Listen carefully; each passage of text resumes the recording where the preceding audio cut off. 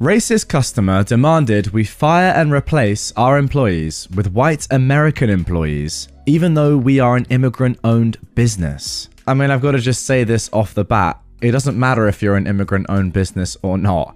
Demanding that you fire and replace employees with white American employees is crazy. Anyway, let's get into the story. Okay, I am a 28-year-old woman, and I live here in Colorado.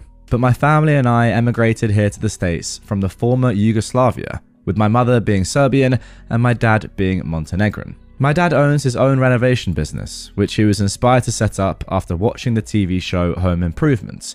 And even though I have my own full-time job, I do casual work for my dad's business, mainly doing office admin and payroll stuff. My dad has 2 employees, both of whom are Filipino. And one day, we had a customer who booked a job, and my dad sent his 2 employees to go to the customer's house, only for the customer to turn them away, telling them to leave. My dad's worker, who I will call Miguel, texted me to say that the client told them to leave. So I just assumed that they changed their mind and wanted to cancel the job. However, literally a few minutes after the text from Miguel, I received a call from the customer, who I will call Ken, who angrily complained about having 2 Chinese employees come over to his place, complained about them stealing jobs from white men, and actually demanded that we fire them, replace them with white employees, and send over an employee who is white and not an immigrant. I pretty much knew how this conversation was going to play out, but I decided to just roll with it and tell him that those 2 Asian men were our only employees and that our business is an immigrant-owned business, as my dad and I are both immigrants from Montenegro. Ken then demanded that we at least send over an employee who is white, and I told him it makes no difference if the employee is white or not, as the fact that my family and I are European makes us not really different to immigrants from the Philippines, China, Mexico, wherever. He then accused us of stealing jobs, saying things along the lines of, "This is Trump's America now, and that you don't deserve the business." And after letting him rant, I just told him to find someone else to do the job, and hung up. Well, there we go, guys. Some story to start this episode. Absolutely ridiculous. I just hope for your sake as a company that you guys had some form of non-refundable deposit in place, because you've had to send workers out there for nothing. So I hope at least you had some money or some compensation for their time. But let's just talk about the guy for a second. I just don't really understand like what he's even saying. Is he saying that because you employ immigrants, or the fact that you yourself are an immigrant, that you don't deserve the business that you've built for yourself, which obviously wouldn't exist without everything that you've done? How is this stealing jobs? I don't get it. Like, you've just done well yourself. It's not stealing jobs at all, is it? And even if it was, if you're doing the job better than some fat, lazy white guy, then power to you. Keep doing your stuff. You know what would genuinely be amazing to see in America, or just any country in the world, right? Well, the Western world, most likely. What would happen if all non-white people just said for a few days or a week, "I'm not going to work today, and let's just see what happens"? Like, genuinely. So every immigrant, or I guess non-American, let's say for this example, every immigrant, every non-white person just said, "You know what? I'm not working today." I think that the entire country would just like immediately implode, right? I mean, what would happen? Nothing would work. The whole country would just blow up. Genuinely, I mean, think about it. What, like, get in the comments down below.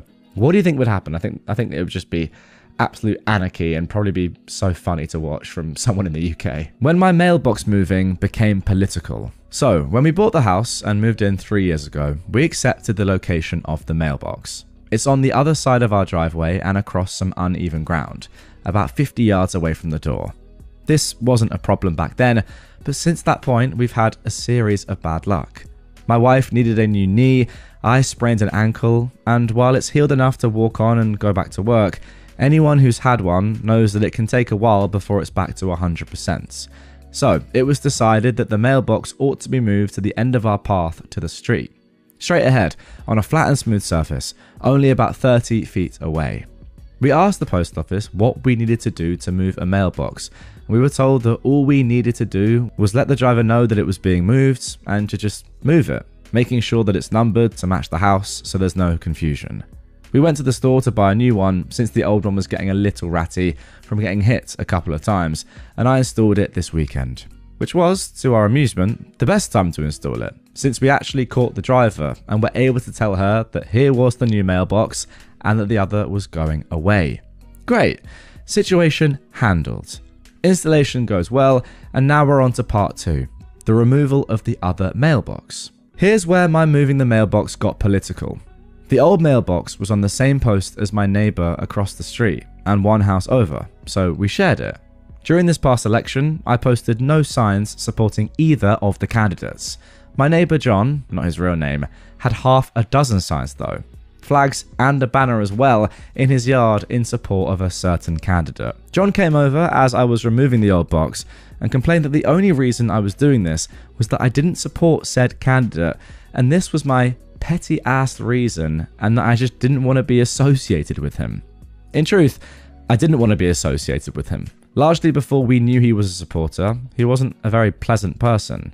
Walking my dog, he'd yell at me to keep that goddamn mutt off my yard, even though I was on my side of the street. He'd also call animal control on me about my chickens running loose across his yard, when in reality it was his neighbour to his right that had the chickens. I don't have any, although I did buy a used chicken coop since it's also a very nice unit for keeping my wife's Angora rabbits in. So I can see the confusion. We used to wave to him like we'd do for any of our neighbours we'd see outside, and he never waved back, typically just ignoring us and making a point to look at something, anything else other than us. Unless we had the dog, then he'd watch us like a hawk to make sure we didn't come near his lawn. Honestly, we disliked him long before we knew he was a supporter. I explained the medical condition, the walk through uneven ground that I stated above, but that wasn't enough for him. He threatened to call the HOA. We don't have an HOA, we have a neighbourhood association that only concerns itself with collecting donations for snow removal and mosquito spraying. I just finished removing the mailbox and went back inside, and I vowed to ignore him from here on out. Well, that is the end of the second story, and all I can think is, are we sure that these two people in the first story and the second story aren't the same? I mean, I think it might be right. This guy is, well, let's be honest, the guy in the first story was clearly a Trump supporter, as well as this guy as well. So, I mean, the top comment here says, your neighbour is mentally ill. I don't know if I'd go that far, but yeah, mentally there's a lot going on there, that is for sure. And once again, probably a racist. I mean, to be fair, that's a bit harsh. We don't have any evidence to suggest he's racist, but I would just love if John was the same person as in the first story. It would just make me laugh. Brother throws fit because he didn't get a job interview. So this happened a couple of years ago, but no matter what, I can't get over how entitled my brother acted. For context, my brother, who was at the time about 23 years old, and my older sister, who was 28, both applied to one of the only jobs hiring near where they lived. The job was for a cashier position, which my sister had several years of experience in customer service, while my brother only worked 1 year at a factory in his life and quit because he didn't get a raise, claiming it was unfair when staff who worked there for 5+ years got raises. But anyways, one day we were out shopping when my sister got a call from the job they both applied for. They wanted her in for an interview. When hearing that, my brother basically threw a fit. He told my sister it was unfair you got an interview and I didn't when I put in an application a week before you did, and I even called to check up on it. I reminded him that our sister has experience while he doesn't. He then repeated, but I put in an application first. I should be first. Then I told him that's not how interviews work. They wait for the ones with experience so they don't have to do much training. He then got even more upset and claimed that the store is sexist and she's only getting hired because she's a female, which honestly made me so irritated. He was acting like a child, and our dad tried backing him up, telling my sister to put in a good word for your brother. My sister told our dad there's no way she can do that because even if she gets hired, it would be wrong to immediately convince them to hire our brother. While this conversation was going on, my brother kept on going on about how the owner is male, so he must be sexist and only want females, since currently the only staff there are women. So in order to get in, he needed our sister to tell them to hire him too during her interview. I noticed my sister getting upset throughout all of this. At first, she was so excited to get the interview and was hoping that everyone would be happy for her. But instead, no, they acted like she was wrong for getting the interview instead of our brother. I told my dad and brother that that was enough and that she got the interview because she has several years of experience under her belt, while our brother had none, and it had nothing to do with her gender, and that no, she wasn't going to mention our brother during her interview or after getting hired, because if they didn't contact him, clearly he didn't cut it, and just stop. After that, everyone went silent. I mean, this is absolutely crazy, because what your brother, OP, is asking your sister to do, and for some reason your dad is supporting him on this, is to potentially sacrifice her own job, her own career, if she does, get this job. By the way, she's only got an interview so far, for the sake of her brother.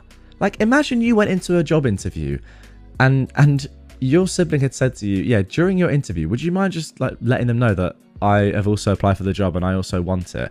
Firstly, are there even 2 jobs available, or are they just hiring one person? Because imagine you were competing for the same job and your brother was like, no, just tell them about me in your interview. I want to get it. And secondly, you're just completely scuppering your own chances if you just say, yeah, this is why I deserve the job. But also, have you seen my brother's CV?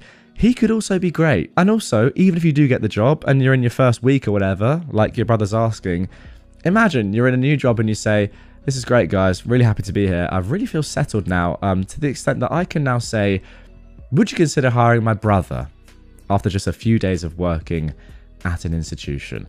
I mean, that would be downright ridiculous. Your brother is clearly very entitled. I think your dad is as well. Maybe that's where he gets it from.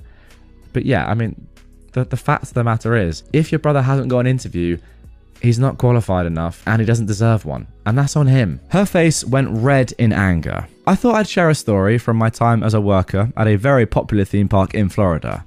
I've mentioned in other stories I've shared that I worked at an attraction. One day, I was fast pass line greeter, and it was in the middle of peak season. We were ridiculously crowded, with wait times for standby being 2 hours, single rider around 50 minutes, and fast pass over an hour. We were instructed to allow people in on the time stamped on their fast pass to help thin the line. Sometimes when it wasn't as busy, we'd allow people to enter 5 minutes earlier than their ride reservation.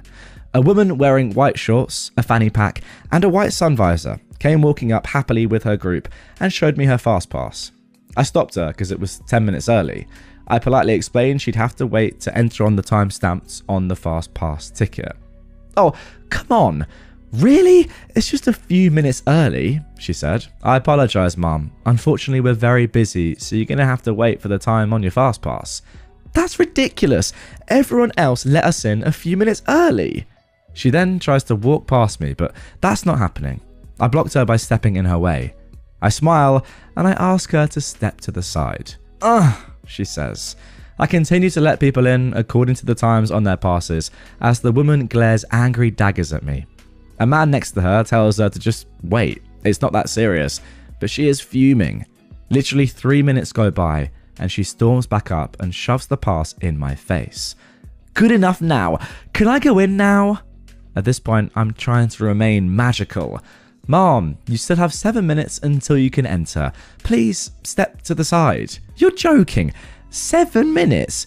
You're not seriously going to make me wait for 7 minutes? Yes, I am. Please step to the side. Another 2 minutes go by as a line of people come in. I check everyone's time, not looking at faces so much, but hands and tickets when I see the same ticket. I look up and it's the same woman again. She still had 5 minutes to wait. Now I'm irritated and she's irritated. I just stare at her for a few seconds quietly before doing a 2-finger point back to the side where her group and others were waiting patiently. She stormed back off as my co-worker Kate walked up with my brake slip. The woman instantly got a grin on her face when she saw I was about to leave. Her grin, though, annoyed me so much, and my petty box was immediately switched to on. So I gave Kate a brief version of events, and I instructed her to make sure she waited until the exact time printed on the frickin' FastPass ticket. She laughed a bit and said, okay. I walk away, but only a few feet, when she sauntered over, arrogantly grinning to Kate, and shows her the ticket. Sorry, But you're gonna have to wait until the time printed on the fast pass, Mom, Kate says. The woman, with her face turning incredibly red in anger, says, "Did she tell you to do that?" Well, I have to work with her. I'm just standing pettily a few feet away, saying nothing. I feel like I talk about customer service jobs quite a lot in my episodes, because a lot of the stories that we see, especially with entitled people, are like just terrible customers. I feel like Disneyland or Disney World or whatever it's called, wherever you are in the US or in France or whatever, must be one of the toughest jobs when you get like an entitled person like this. And as OP said, like, you're trying to maintain the magic and make this place so beautiful and special for children. I remember when I went there, and this is in France. I've never been to Disneyland or Disney World in America, but Disneyland Paris, and you know, the people that work there must be amazing. I don't really remember any of them in particular, but I just felt like it was such a special environment and like otherworldly and just almost heavenly. And obviously that is down to the people working there as much as it is everything else, because imagine if the people working there weren't like in that sort of mindset or so positive or like dreamy, it just wouldn't work, right? So to have people like this Karen of a woman potentially like jeopardizing that and ruining that for kids like myself, because I don't know how you, OP, have kept your cool as well as this. Like, fair play to you for doing that. You know, imagine me as a kid. I'm in the queue behind this Karen and I see her having a go at you, and then you're just like, I can't be bothered with this sort of person anymore, and you flip or you lose your head a little bit. That would just ruin the entire experience for me as a kid. So fair play to you for maintaining your cool. The point being, I feel like this would be one of the worst sort of customer service roles there is at an extreme, because you have to stay so professional and so positive. Maybe that's the case in a lot of customer service roles, but I feel like at Disney World, that's like the epitome of you've got to stay in character. You've got to stay positive, because who knows who's watching, and yeah, it's an amazing experience for kids like myself. But fair play to you. Well done for doing your job.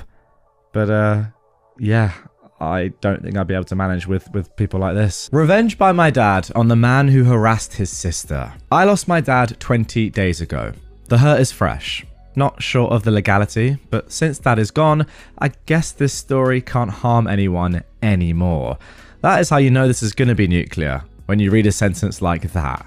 My dad was my hero in more than one way. He was a wonderful storyteller, and there are so many stories about him. Here is one that is my personal favourite. My dad is the youngest of 9 siblings. He had 6 brothers and 2 sisters. He loved his siblings, and as the youngest sibling, he was loved and pampered. One thing that me and him share is our short temper. As a young man, my dad was known to be volatile. When he was 19, his second older sis, let's call her Cami, was married to a military man. He was mostly posted on the border. We are Indians. This meant my auntie Cami was living with her in-laws, like many women in India still do.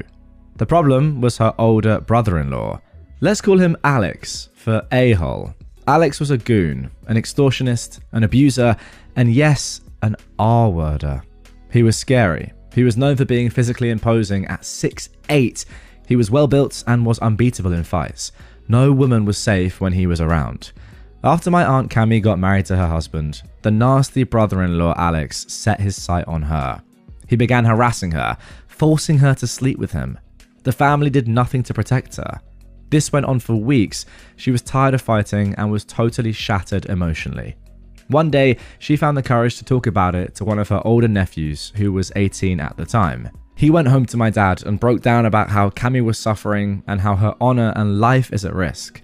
This enraged my dad, but he realized that he wouldn't be able to take down the monster that Alex is all by himself. He gathered his friends, his older nephews, and together they hatched a plan. Actually, they had no plan. The plan was just to beat the absolute heck out of Alex, to send him a message. But they wouldn't be able to do this when he was sober. So they waited for the evening when he was usually drunk. My dad and his friends drank as well, for liquid courage. They then waited for him in the dark roads of their village, which still had sketchy electricity. Then they pounced on him as soon as they had the chance. It was 6 young drunk fools against this one mountain of a guy. While drunk, he was still able to fight well. Alex also had a bunch of minions who, unknown to my dad, were right behind him. It became a free-for-all. My dad, drunk and in the frenzy of the fight, grabbed a piece of wood he found on the road and hit Alex with all his might, straight on the head. And then my dad and his friends ran off because someone had called for backup and these young lads weren't sober enough to come up with a plan or a sane idea. Dad somehow made it home, showered and slept. The next day he told his mum they got into a fight and stuff went down. As he was telling his mum what happened, Dad was informed by his brother that the cops were looking for him. Grandma told Dad to lay low for a bit. Unfortunately, Alex made it to the hospital and was able to give a statement. Dad was on the run for a bit, but later surrendered because, according to him, I was tired of eating terrible food. They, honest to God, surrendered to the cops and demanded a good meal. Wow. The case was dismissed and Alex did manage to live, but he didn't survive for long. The injury my dad gave him chased him to his grave in a few months. This story is something Dad always likes to tell. He has zero remorse for what happened to Alex, because in his words, not a single woman was harmed or abused in their village after this incident. I miss my dad. I'm sure he had many more stories like this, but I will never know them. Okay, there we go. A pretty serious story to start, but yeah, respect to your dad, I suppose. The one thing I'm not entirely sure about is even if this story did come out when your dad was still alive, I don't think there would be enough evidence to really like convict him that much later on. But I mean, it's probably a good thing that it didn't really come out anyway, and that, you know, it wasn't public information like it is now when he was still around. But yeah, I mean, look, I'm not a violent person. I've never been in a fight in my life. But when stuff like this happens, who am I to say that violence isn't the answer? Seriously. I mean, if people didn't get this sort of treatment done to them at points in their lives, I think like they might just carry on doing stuff like this. It gets to the point where if somebody is causing this much pain, and I mean physical pain, not just emotional pain, of course. Like, how are they ever going to learn? How are they going to stop doing it? Maybe they never will. Maybe the answer is just to put them in jail for life. But I don't think that's that realistic, whereas something like this, it just is. Let me know in the comments down below. What do you think? Is violence very rarely, but sometimes the answer? I honestly think it probably is. Being the worst boss ever does not pay off. In the year 2003, the company I was working for closed down, so I sought out new employment. I was a machinist by trade with a great reputation, so it took me less than a day to get a job. We will call the new place Spiral because of the specialized tools they made. Anyway, I started out as one of the operators. The place was owner operated, meaning the owner was there daily. He had a floor supervisor that was actually pretty nice. After I'd been there around a year, the owner and super had a falling out, and the super left. For whatever reason, the owner, we should call him Dan, told me that I was in charge. A little backstory on Dan. He was in his 60s and had started the company out of his garage. He ended up buying a huge chunk of land and turned it into an industrial park, all while in his 20s. By now, he was one of the richest guys in the state. He was also the biggest jerk I had ever met. He treated every employee like garbage, except for me and one other guy. If we dared to talk to each other during work hours, he would scream at us. My promotion kind of financially trapped me. Dan would have no problems talking to me though, and he was the braggy sort of rich guy, while paying us the bare minimum. During our talks, I learned that he cooked his books. You see, the industrial park was owned by an entity that he created, while Spiral was owned by another. He would always make sure that the park entity charged Spiral enough in rent that it looked like the company was barely staying afloat. He also bragged that he'd taken a bunch of industrial waste and buried it on his property at home because it cost so much less. He made my life hell over the next decade, always keeping my pay just high enough that I couldn't afford to leave, while treating me and my guys like trash. I ended up with a 95% turnover rate on employees. I'm not exaggerating. 95% turnover rate. So 19 out of 20 of your employees left. That's mental. We ended up having to go to temp agencies, and towards the end, even they refused to send me people. Wow. I had to do some careful wording, but my duties ended up swelling to the point where I convinced Dan to let me say I was the plant manager. This right here was huge. I have no degree from college, but I now had a title and the experience. I started to look for a job in earnest, and after 6 months, I found one for a lot more money, with benefits. Yeah, Spiral had none. Now, over my time at Spiral, I had seen everyone that gave them notice be told to leave on the spot, and the company that hired me insisted I give them the 2-week notice. So I said I would, but I didn't. At the end of my last day, I sat at my desk and sent an email to the head of OSHA and the state's EPA office, 2 men that I'd gotten to know well. I filled them in on all the violations that Dan had disclosed. I also sent an email to the state's attorney about the books. I left my keys on my desk with a paper under them that simply read, "I quit." I never found out if the state's attorney went anywhere, but the contact at OSHA let me know the company ended up with $150,000 in fines for some willful violations, and the guy from the EPA dug up half of Dan's property before he admitted to where he buried the waste. Last I knew, he ended up in jail. Now, interestingly enough, Opie actually said at the top of this one that they originally shared it in Petty Revenge, but they were told they should post it in Nuclear Revenge instead. And yeah, this is not Petty Revenge at all. I think you got the wrong subreddit there. I mean, $150,000 in fines is not petty. That is pretty serious. Can't quite get over that turnover rate in employees though. I mean, 19 out of 20 roughly employees leave. You just know that it's probably not the best working environment when that is going on. Goodness me. Okay, now we're shifting things up and moving over to a different subreddit, so these stories probably aren't as nuclear, but don't worry. They are revenge stories, and that is the name of the subreddit nonetheless. I blackmailed the maintenance man at my grandma's senior centre. Hi, I am a 41-year-old woman. I had to do some community service for a misdemeanor charge I was found guilty of, so I went to the senior centre in my town. Immediately upon arriving and being introduced to the person in charge, aka the maintenance man, he was hitting on me. We did no work at all. We walked straight through the cafeteria and out the back door and sat on a bench where he proceeded to tell me how awful his life was, how he was in a loveless marriage, his wife was handicapped, on and on. I felt bad for him until he started talking about the other girls that came through. They sent him pics and he signed their paperwork to say they did their community service. Maybe I wanted to do the same?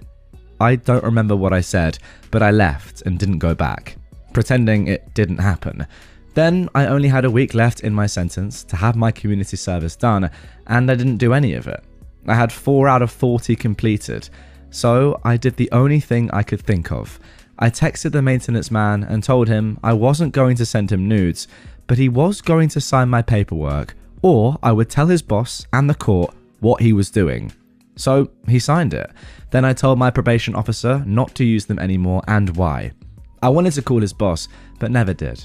I just wanted to make sure that he wasn't taking advantage of the women in that program anymore. Just to clear things up, he is no longer part of the program because I did turn him in the same day I blackmailed him. I regret not doing it sooner, and I regret not telling his employer and his wife. Funny ending to this one is one day I was at work telling some girls about this guy, and later on that day, one of them pulled me aside and told me that the maintenance man is her stepdad. She started crying, saying she knew he was doing this to her mum, but her mum won't believe her, and maybe now she will. I felt terrible for her. I told her to have her mum call me and I would tell her all of it, but I never heard anything, and as far as I know, they're still together, and he still works there. Which sucks, because now I'm 50 and can go there, and it's awesome. The craft room is insane. They have a choir, lots of exercise equipment, free transportation, and day trips everywhere, but I don't want to see him. If I had the balls, I would totally go and make sure I said, "Hey, remember me?" Oh god, what a horrible person. I mean, just what a horrible person. I really wish that, like, you know, this isn't, as I said, this isn't from Nuclear Revenge. This is just from r/revenge stories. And this is one of those stories where I wish the revenge was nuclear. Like, the fact that that guy is still working there now is ridiculous.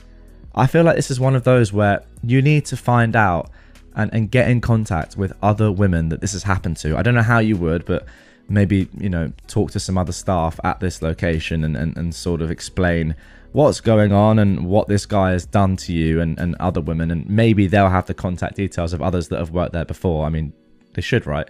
They should have the community service details. Whatever. Like, you need to do something about this because this guy is just taking advantage of you. And I sort of get it. Like, if you're someone that has to do community service and this guy's, you know, exploiting you, sure, but like offering you a decent deal, you can do this and get off completely. don't know. I can't like really blame any of these girls for doing this. It's just so like, yeah, as I said, exploitative and manipulative and just disgusting. Just very, very gross. This is what I say, like, sometimes is violence the answer? I don't know. This guy's got away with it completely, in my opinion. Yeah, there was a little bit of revenge, but barely any. I mean, look, fair play to you for actually getting him to stop and not take advantage of women, but is that revenge? Getting someone to stop what they were doing? Not really. Like, where's the revenge there? They've just stopped. It's a shame. I wanted more there. Now for our final revenge story of this one. A lousy friend. This is about my ex-friend Ivy. We grew up together, did everything side by side, and had each other's backs always. About 5 years ago, I really needed her the most, as I was in a really rough period. I lost my job, and not long after, my boyfriend broke up with me. I needed a place to stay for a while as I figured things out. Ivy, who more times than I can count I'd given a place to stay when she was struggling, and when she was going through breakups, couldn't help me this one time I needed her. She just said, "Look, I wish I could help, but things are tight." All I needed was a place to stay. I'd pay for everything else I was going to need or use. I managed it somehow with the help of another friend. I found another job, and I was doing okay again. Now, fast forward a couple of years, and I was doing better than ever. Great job, my own place, a solid life. Then, out of nowhere, and after years of no communication, Ivy showed up at my door. Guess what? She needed a place to stay for a few weeks, since she was down on her luck. I just looked at her, thought about all the times I'd been there for her, and all the times she wasn't there for me. Then I smiled and said exactly what she said to me. I wish I could help, but things are tight. It wasn't something huge, but it felt great. Revenge isn't always loud. Sometimes it's just letting people feel the loneliness and absence they once left you with. And there we go. That probably is the moral of the story right there. Look, we started with some nuclear revenge in today's episode, ended with some more minor stuff. But yeah, I agree. This is just karma personified. And I think that you're right. It doesn't have to be loud. Revenge doesn't have to be grandiose, crazy, even nuclear. Sometimes it's better to just send a message with something like this. In this case, it's a literal message just saying, you know what? No, you did this to me. I'm doing this to you. How do you like it? But other times I do feel like, yeah, maybe it's better to go a little bit more overboard just for the fun of it. This time it wasn't one of those occasions. And I think what you did was perfect. It would have been nice, I think, as well to just, and maybe she did infer this from what you said or the tone of what you said, but you know, you're doing well and you have your own place and you probably, well, definitely could have taken her in once again. I mean, if you took her in before when things were worse for you, you can definitely take her in now. I hope she knows that. I hope she knows that things aren't tight for you, that you're doing well and that you were saying that sarcastically, because yeah, that's when it would hit the hardest if you're like, oh God, this is because I said what I said and didn't take her in. I should have done that. Little bit too late though. Am I the jerk for divorcing my husband and leaving him with the kid after finding out I'm not biologically the mum? The original post for this one came on August the 5th, 2024. I can't believe my life has come to this. All I ever do is go out of my way to help others. But on the few occasions I need help, nobody ever comes through for me. I am a 36-year-old woman, and I've been with my husband, who is 35, for almost 10 years. We've been married for 7. We had what I thought was my child by surrogate over 2 years ago, because after 4 years of trying to conceive with no success, despite medical intervention, it turns out I am unable to carry a child to term. I'd always wanted to be a mum. Devastated is an understatement regarding how I felt when I found out I have a medical condition that would make it nearly impossible to carry a baby to term. It was even more upsetting when I had to get a major surgery to remove uterine growths with the hope to increase fertility, and complications during surgery warranted a partial hysterectomy involving removal of my uterus. I still had my ovaries, so we started looking into the cost of a surrogate. It's really expensive. My close friend since college, who'd already had 2 kids of her own, offered to serve as the surrogate for us to cut down on costs. After 2 disappointing IVF sessions that didn't result in pregnancy, she became pregnant on the 3rd try and carried a boy to term for us. I was so happy and busy after the birth between being a mum and returning to work after a 4-week paternal leave, so I didn't notice any warning signs.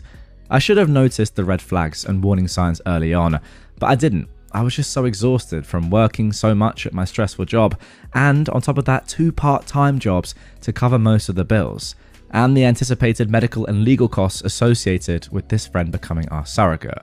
I was the primary breadwinner. Now, my friend and my husband started talking more. I'd actually sometimes come home from my weekend job to find her already hanging out at our house when my husband was there.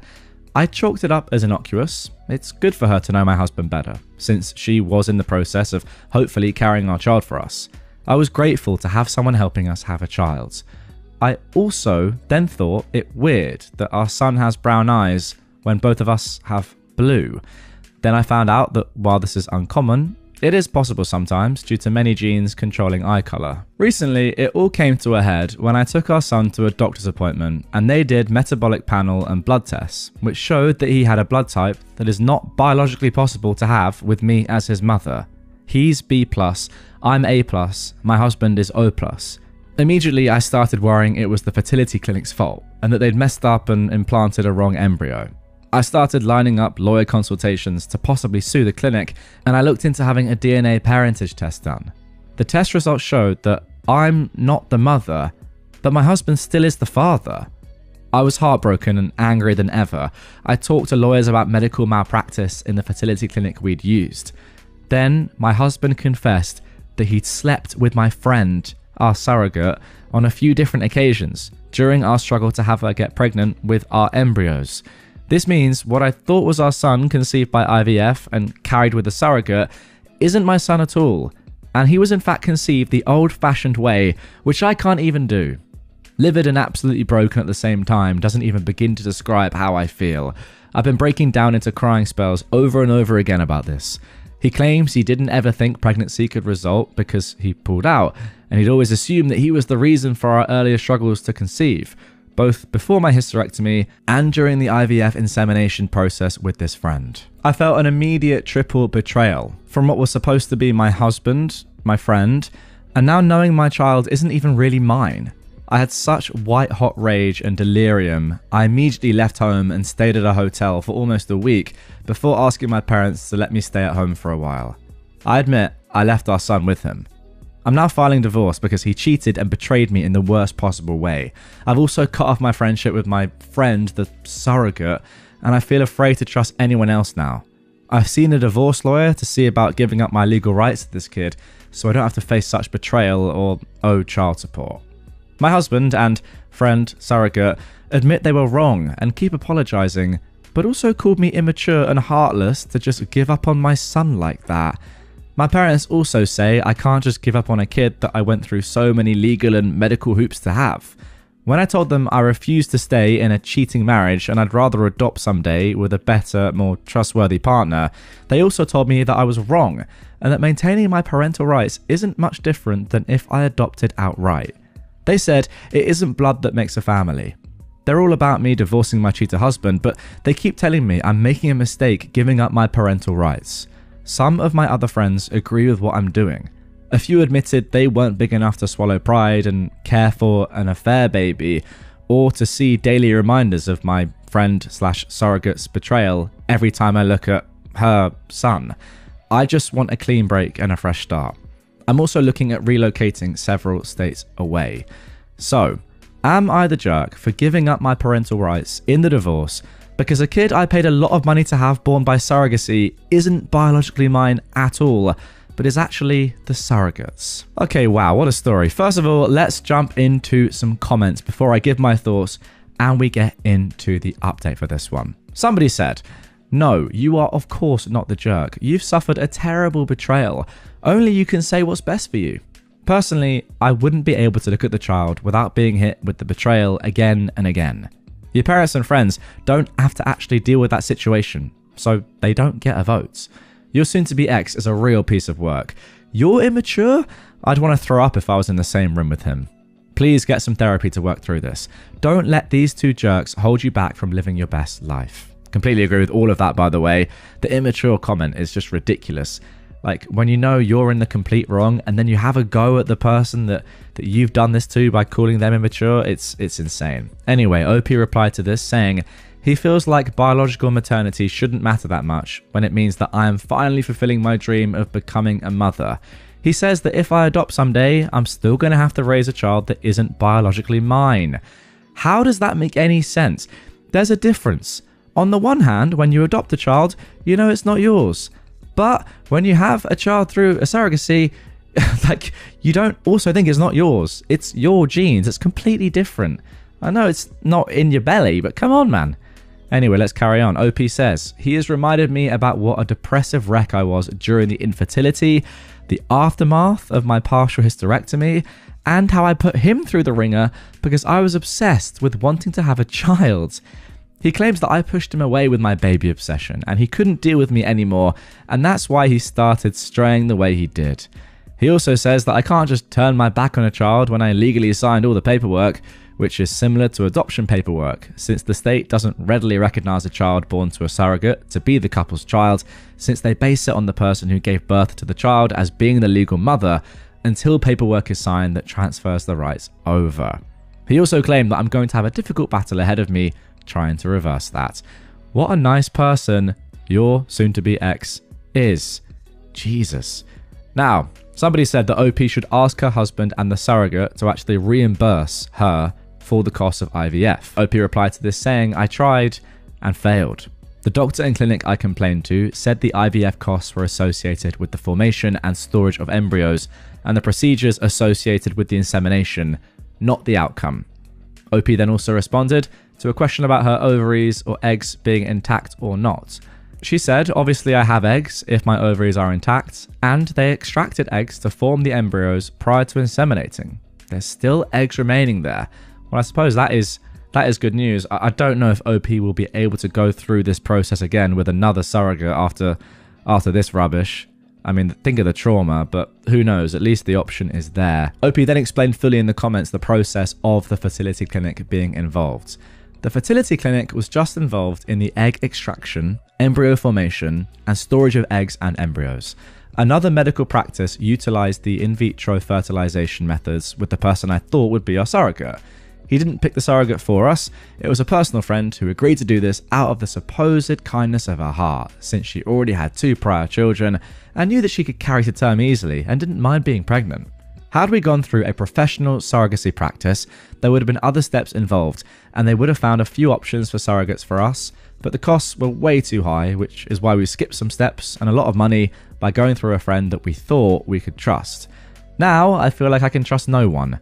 I don't even feel like I could try surrogacy again in the future because my trust in that is broken. Well, there we go. I suppose that is the answer to my question, which is a real shame. Somebody else commented, you're obviously not the jerk. One of the things that gets me though is that you were working extra jobs to pay for the surrogacy, which I'm assuming included her medical bills and financially supporting her. I'd speak to a solicitor about suing her for your money back. She knew that if she was having sex, there was always a chance that the child was biologically hers. OP said most of the cost was for the egg retrieval, embryo formation and storage, and especially the IVF procedures, which weren't eligible for insurance cover through her health insurance.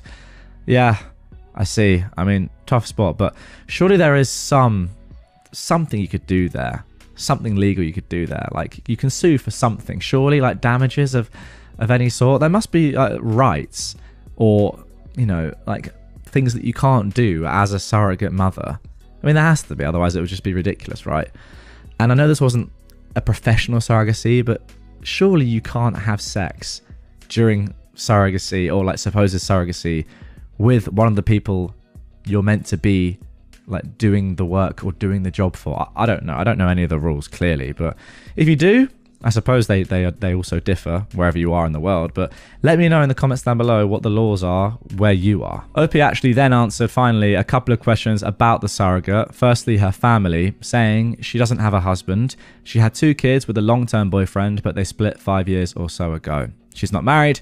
She was with her ex for a long time and had 2 kids with him, but they didn't marry, and then they broke up. Somebody asked, finally, did the surrogate sign legal papers regarding the parental rights? The only paperwork that was legally drafted was for her transferring over the parental rights to us. Much like an adoption, in the event that there is already a mutual off-the-books agreement to adopt from someone already personally known. We were trying to do it as cheaply as possible because we don't make much money, and the cost that couldn't be avoided was sky high, enough to the point I took out loans from the bank and then picked up those 2 part-time jobs on the side to pay towards these loans. Oh my gosh. Okay, so there we go. That is it for the original post and some comments. Now, as I said in the intro, there is an update to this one, which comes 5 months after the conclusion of that. However, I do just want to say one thing, and I feel like most things have been cleared up by the comments, and I do agree with the majority of what was said there. The one thing that I just don't think has been talked about enough is the level of betrayal. Like, it's actually insane from so many people. Well, I say so many people, it's only actually your husband and the surrogate in quotes. But like, it's actually crazy. I mean, the fact they've gaslit you as well is just the cherry on top. But that's the one thing the comments aren't really saying. It's just, yeah, you've suffered a lot of betrayal, but like, think about the actual trauma. This would have gone on for your entire life, right, if you hadn't found out. I don't think that you would have ever been told by your husband or by the surrogate what actually happened. So there is a decent chance that you could have gone your entire life with having a son that you obviously thought was your son that actually wasn't ever related to you. And I know we see these things sometimes on, like, we have Jeremy Kyle, well, not anymore, it was cancelled in the UK, but like Jerry Springer in the US. It just is insane, and I don't actually think that sometimes I realize how common stuff like this is, or actually how easily it can come about, because all that has happened here is just 2 people have well, one person has cheated, but all you need is for these 2 people to hold this truth for their lives, which, I don't know, they probably could easily do so. I mean, they did it for a while anyway, and then you find yourself living an entire life where you think you're a mum, but you're actually not. You know when you see on these shows like, oh, this woman finds out after 25 years that you are not the mother or you are not the father. I'm always a bit like, okay, that's just ridiculous. But this is not ridiculous. I can see how this would happen, 100%. Very tough. But as I said, let's get into the update that came 5 months later, which was actually left in the comments of the original post. It wasn't a separate update. So this was January the 4th, 2025. And OP said, I'm low on time right now. I'll be posting a separate update post later. Now, at the time of recording, that hasn't happened, which probably means that, yeah, very, very stressed. No time at all. But they still say, I'm not staying and I'm not caring for him anymore. I wasn't even offered a choice in the matter at all, which is why I've kept telling myself I shouldn't want to compare myself to men in a similar type of parentage situation, and I've kept myself aloof towards the boy I thought was mine. I've no legal rights anymore, no matter what, because she fought to get her son back. I'm actually a lot more upset about losing this child than I presented in my post, and I'm realizing more and more with each passing day, the choice wasn't mine and I lost. Oh my gosh, I see. I posted that I wouldn't want to be the sucker raising someone else's kid as more of a cope than anything. She got to have her kid. He left me and I'm stuck with nothing. What the heck? And that is all for the post. I didn't really fully grasp that when I started reading that, but wow. So the surrogate actually fought back. Well, not the surrogate, I suppose. The actual biological mum fought back and said, no, this is my kid. I am the mum and I'm going to be the mum. Jesus. Okay. OP did add a little bit more context in the comments, explaining about being the legal guardian in the question after the maternal test confirmed her not to be the biological mother. She said, and yes, that is exactly what I've been going through all these months. I have little to no rights. I'm stuck coping with major loss. I suppose the question was asking, like, what rights do you have as a legal guardian if you're actually not involved with the kid at all, like biologically, right? My best chance at still being this boy's guardian is to stay with that awful scrub of a guy, hope he lets me stay, and agreeing to let that slaw of a friend, I've never heard slaw before, but that is a wonderful word. I presume it's a combination of 2 derogatory words, but I might use that myself, have 50-50, and be the chump who still pays most of the bills for that unmotivated scrub SOB in the meantime, while he continues to cheat. It also came out that she wasn't his only affair either. He's been cheating all along for most of the time that we'd been trying, without success of getting pregnant. Oh my gosh. So for anyone who acts like I'm selfish or I make their blood boil, they can go F themselves. They don't know me like that. and I don't have any real choice in the matter. Holy heck, is all I can say. Just insane. Just absolutely insane. Like, wow, what a story. I'm absolutely shocked at that outcome. I didn't actually talk at all in my comments after the first post about the main point of the update, as in how would you feel and how is OP dealing with the fact that, yeah, it's not her kid anymore, but like her parents were saying, do you have to be blood related for it to actually be your child? Like, you know, if you adopt a kid, then they're still your child, right? Does the biology of it really matter that much at all? OP said at first that it did matter. Suppose a few months later she realized that it doesn't matter, or at least doesn't matter as much. But, you know, after 2 years of raising a kid, to then just have them taken away like that, even though they're not yours, is yeah, clearly more impactful, I suppose, than OP expected. But Jesus, I mean, somehow the surrogate, in quotes once again, and your ex, or soon to be ex, I suppose, I guess he left you said in the update, are even worse than I first thought from reading the original post. Wow, that was a very short update, but one of the most impactful and just like destroying that I've read. I'm actually slightly lost for words. One of my boyfriends, who is 21, best friends, who is 22, family's house burned down in the California wildfire. His family is him, his pregnant wife, and his toddler, and they are now coming to live with us in our small apartment.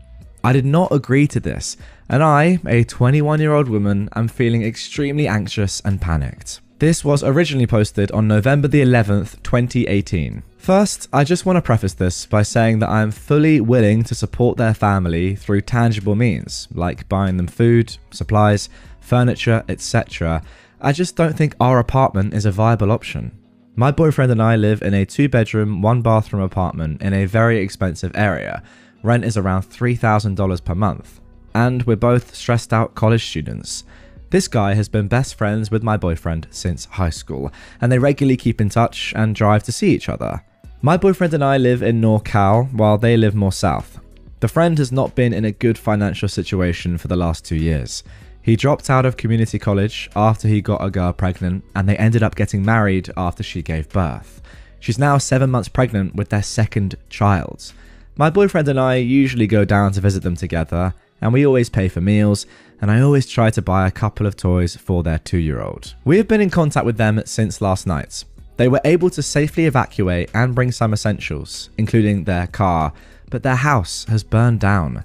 My heart aches for their family, and I really want to help them by transferring money or even calling some of my friends who live in SoCal to see if they are willing to take them in. But during a FaceTime call this morning, my boyfriend immediately, without any hesitation or asking me, offered up our small apartment to them. They were very, very thankful, and at first said that it would be too much for us, but my boyfriend insisted, and they graciously accepted in the end. I was in the background, fairly silent the entire time. After my boyfriend hung up, I asked him why he just extended the offer without even asking me, and he acted shocked and said that he thought that I would 100% support his decision. I told him that I would have in any other living situation, but we're 2 poor college students living in a small apartment in an expensive area, and it's definitely going to be more than difficult to accommodate his friend, his pregnant wife, and toddler. My boyfriend said that I was being a bit selfish and that they just lost their house, and that I should be more understanding and sympathetic. Yeah, to be honest, I kind of agree with your boyfriend at this point in the story. I'm sure things are going to get a little bit more difficult as we go on though. OP continues, don't get me wrong, I agree that I'm being selfish, but I'm also being reasonable and trying to think rationally. I may be a bit biased since I'm in the middle of preparing for the MCAT, which I'm taking in January, and I really need to do well on it. And dear God, it is not an easy test. For those of you that may not know, I didn't know this myself, the MCAT is the Medical College Admission Test. Okay. Wow, sounds tough. My boyfriend and I are both in very stressful majors that require a load of work and studying, and on top of that, he and I both work part-time. I feel like I'm already so stressed out right now with school, work, and everything.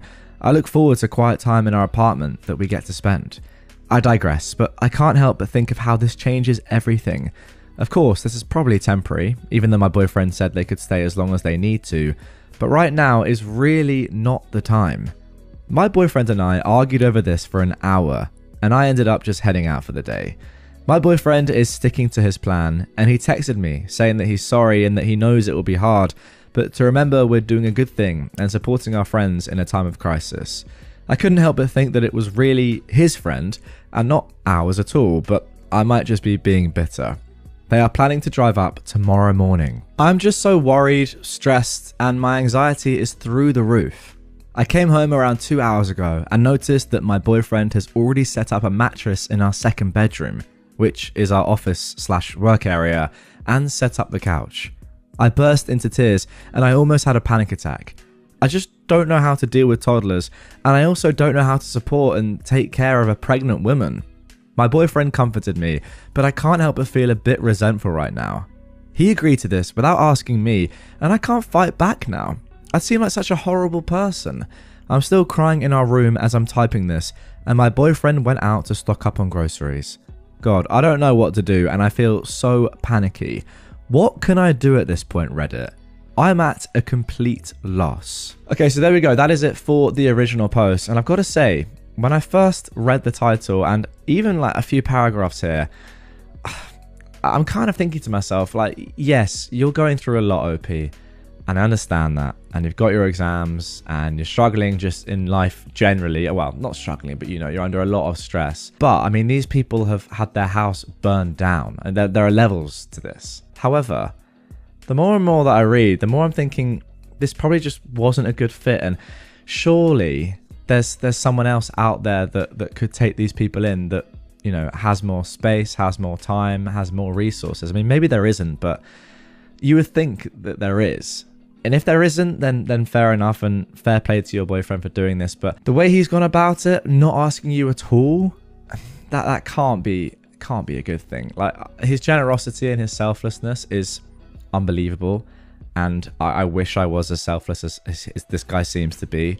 Fair play to him, but you could argue it's gone too far, and if it's going to massively impact your guys' lives in a terribly detrimental way, I'm not sure if it's necessarily worth it. And yeah, not consulting your girlfriend is pretty crazy. I mean, don't get me wrong, having anyone move in with you, like if you're in a small apartment, whatever, it's going to be tough and you're going to have to make sacrifices. But I say that with the context of the fact that their house has just burned down. But it does seem like in this circumstance, it's not worth it. I don't know. It's close. Let me know in the comments down below what you are thinking right now. Obviously, there is an update to come in this one. I'm just thinking, like, if it's causing you to have panic attacks in your room and just be crying and feel so much resent and, like, yeah, just hatred, I suppose, that's not worth it. Now, one thing that is really interesting that I have to include here, and OP included this in a comment down below in the original post, is this. To be very honest, I'm not the biggest fan of their family. From what I could tell from visiting them with my boyfriend, they do not have their stuff together. While we visited them around 3 months ago, the wife regularly went out and partied while pregnant, and their toddler is extremely badly behaved. While I was there last time, I had to help change the toddler's diaper while the wife was out partying and my boyfriend and his friend were playing video games. Okay, so maybe that's the context we needed a little bit more of, like, on top of all the fact that you don't have the resources to deal with them, you also just don't like them.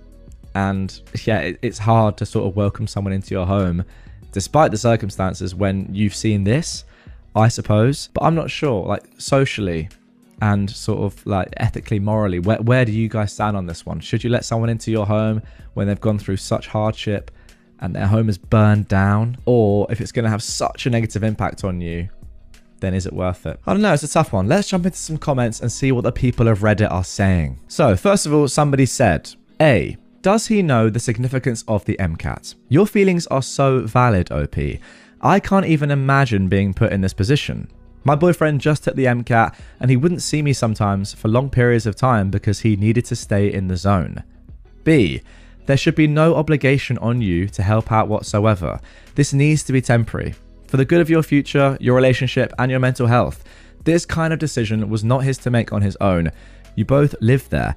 Now, I agree with like the majority of that statement, that paragraph. I don't agree with there should be no obligation on you to help out whatsoever. Because if everyone thought that and everyone acted like that, then these people would be homeless. Like, somebody has to step up here. And I know like no one's going to want to, and maybe they don't have any family that can help, but somebody is going to have to be selfless and do it. Like, I don't think it's fair to say that there's no obligation on you to help out. I mean, yes, there isn't, but someone has to. C, is this even allowed per your lease? I'm in MA, but my lease has a clause prohibiting visitors for over 1 week, I believe. Maybe you can use this to your advantage in a subtle way to hopefully avoid another argument. Again, I'm not sure if I agree with that, like their home is burned down. I'm saying this all with looking at like the generosity of people in the most recent fires that just obviously were completely devastating. People lost their lives and their livelihoods and were being welcomed in at times by strangers and given stuff by strangers, and yeah, like living with people that maybe they didn't know too well, friends 100%, that were having to sort of like change their lives to welcome in people that had had their lives completely destroyed. Like, you do have to make sacrifices at times like this. And if this happened to one of my good friends, I would like to think that I would make those sacrifices as well. I don't think it's as easy as saying, oh, well, I'm doing an exam and we don't have the space or the money for you. Like, you I don't know. You got to sacrifice these things when someone's house is burned down. D, if they stay longer than a week, you should consider putting yourself first and moving out. The MCAT needs devotion and routine. And if you value med school acceptances more than or equal to your current relationship, go for it. This is important stuff. And E, spend as little time at your place as possible. Find small ways to help out that don't take a lot of time or energy to avoid arguments and help keep the peace. Do those small things and then leave your place for the day. Move some stuff to a friend's place so you have a backup plan if you've had a super stressful day and just need a quiet place to crash. Yeah, that's all pretty good advice, to be fair. It makes sense. It really does. And I'm in two minds. I get it. Like, from a personal point of view, OP is like, what on earth is going on? I cannot deal with this. And I know a lot of you in the comments are probably saying that as well. I just think someone's home has burned down. You're going to have to make sacrifices for them. OP replied to this saying, he knows the significance of the MCAT, yet he still chose to make this rash decision without so much as to even consult me about it. Yeah, I looked up our lease this morning and it says no visitors for over 1 week too. I think that's usually the norm. I will definitely be pulling that card as leverage.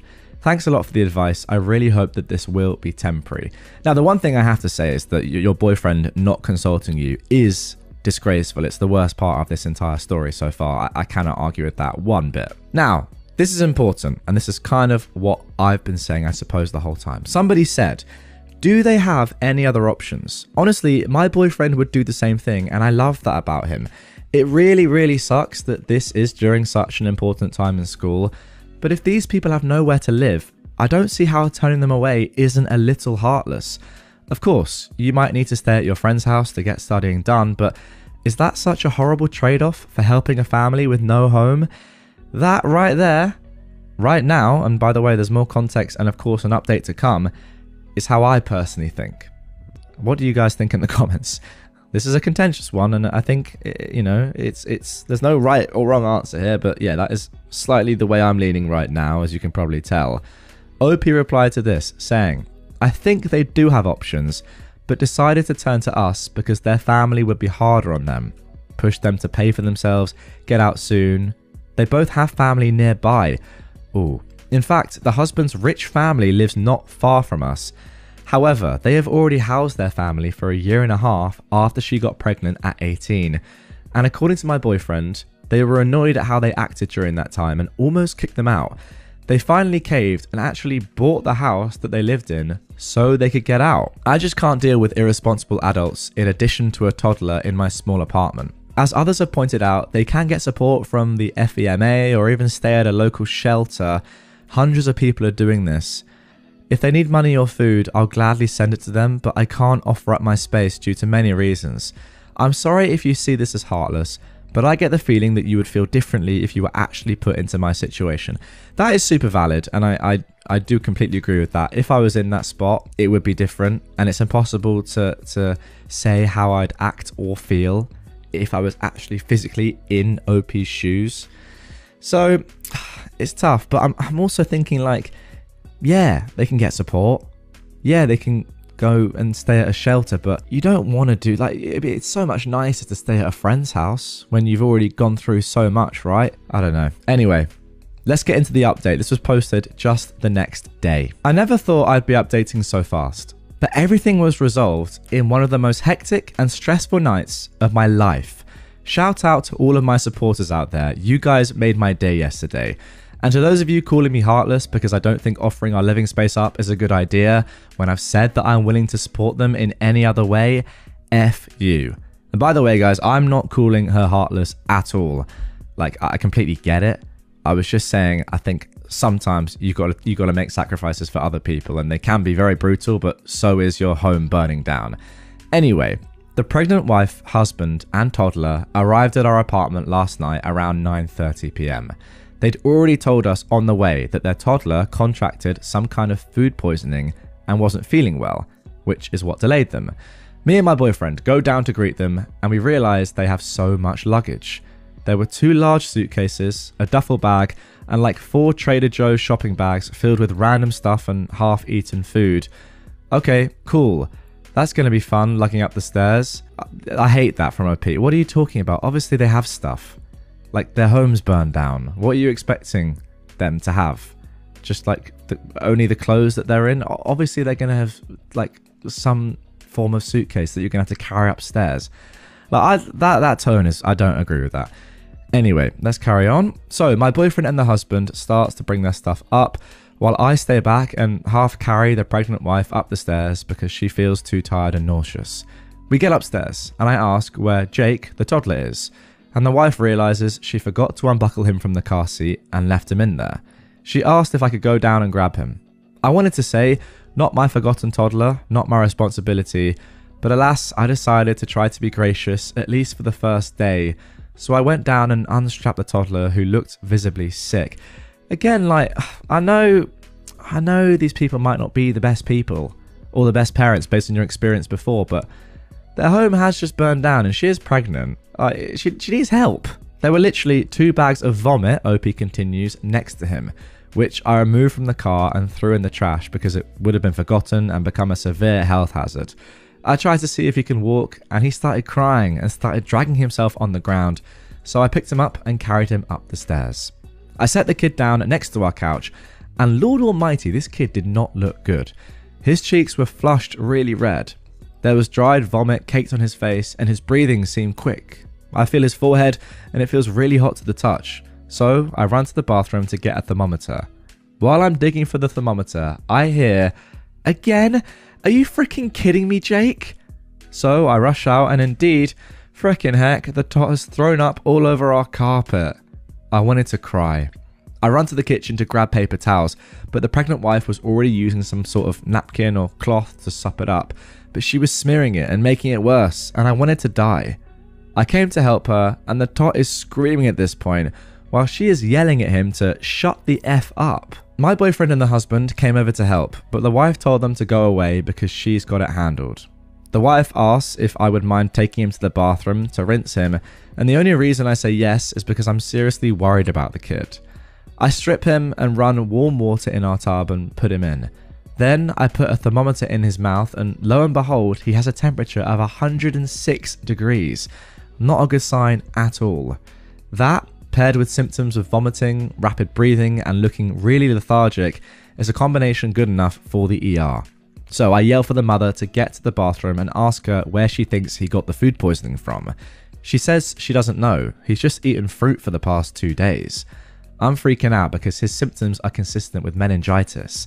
The poor kid keeps grabbing his head and crying, so clearly he's got a headache too.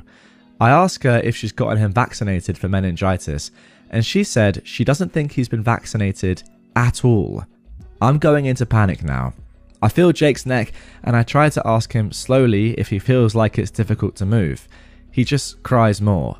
I ask her to call for my boyfriend and husband and explain the situation to them, and the husband confirms the baby has not been vaccinated for the meningococcal back, hope I'm pronouncing that correctly, so it's a no-brainer at this point.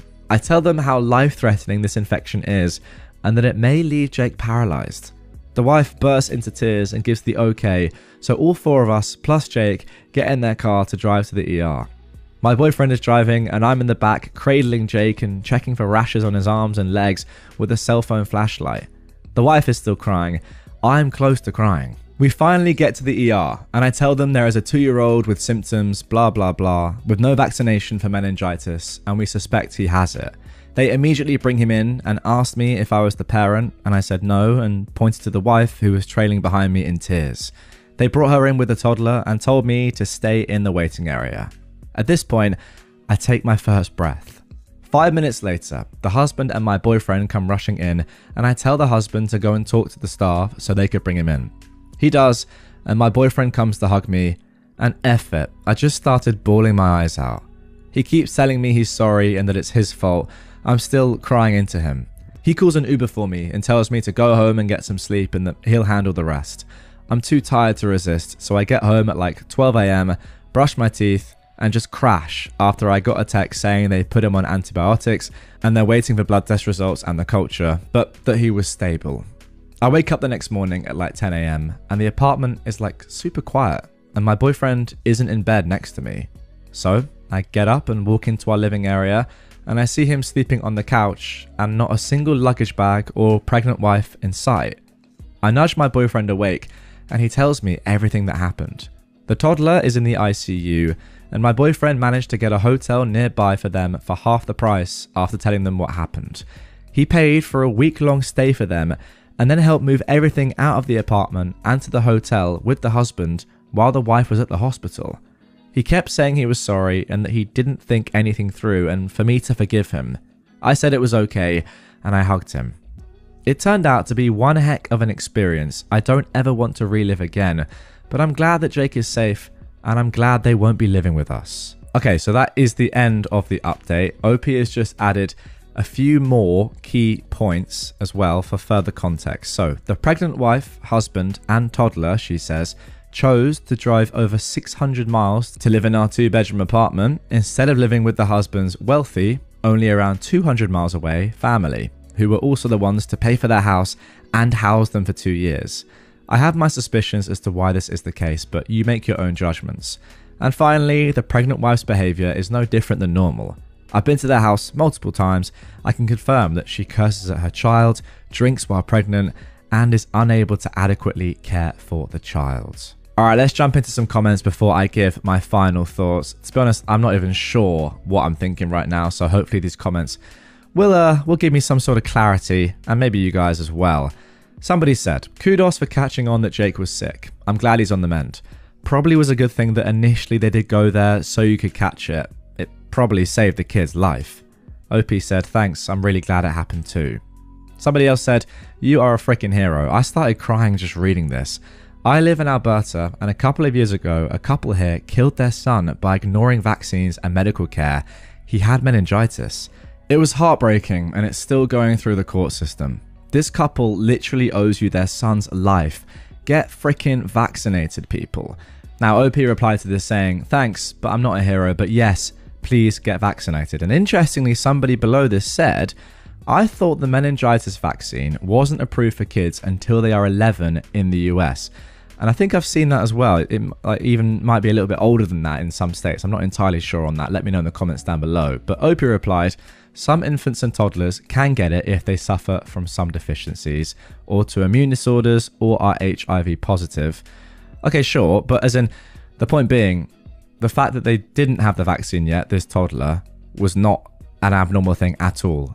As most kids, well, according to that comment, you can't get the meningitis vaccine before the age of 11. Somebody else said, sometimes things happen for a reason. It seems like this happened to you so you could save a life. Bad experience for you, good for the kid. Yep, I'm thankful that I was able to catch on to a few of his symptoms, OP said. I'm no doctor by any means, but meningitis is an incredibly scary infection. I'm glad I urged them to go to the ER. But I must say, I lost a lot more respect for the family from this experience. Somebody else said, I wouldn't have known. My kids are all fully vaccinated and I'd barely heard of meningitis. Probably because it's been vaccinated against. I'm a generation who never had to deal with it. Somebody replied, yeah, but a kid who's repeatedly throwing up, lethargic and with a fever of 106 is very sick. It's one thing to not know it's meningitis. It's another to forget him in the car and scream "shut the F up" at him while he cries. That being said, her house had just burnt down, so I'd add a little forgiveness for mitigating circumstances. Great comment. That is a perfect comment right there. Because yes, I completely agree. Screaming "shut the F up" at your toddler who is clearly extremely sick is ridiculous. But then with the context of knowing that your house has just burned down and dealing with that, yeah, mitigating circumstances 100%. But then OP said to this, and maybe this is the main point. What's sad is that is how she regularly treats the kid. I've witnessed her swear at him multiple times. She also leaves him home alone while she goes out drinking. Okay, there we go. So much to unpack there. I'm going to try and sum it up and give my thoughts as well as I can.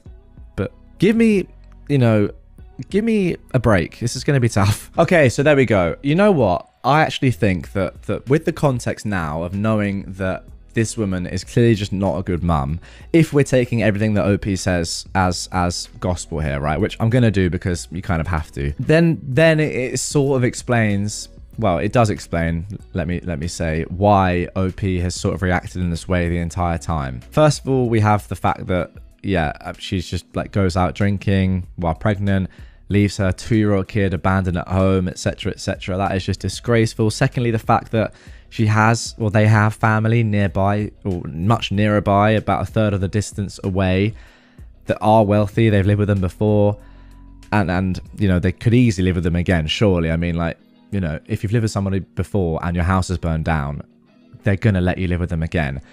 So all of that sort of new context, I suppose, is definitely valid reasons for OP to say, you know what, I know what you've been through here, but I don't want you living with us because you don't need to live with us, and also we're not in the right sort of space to deal with you.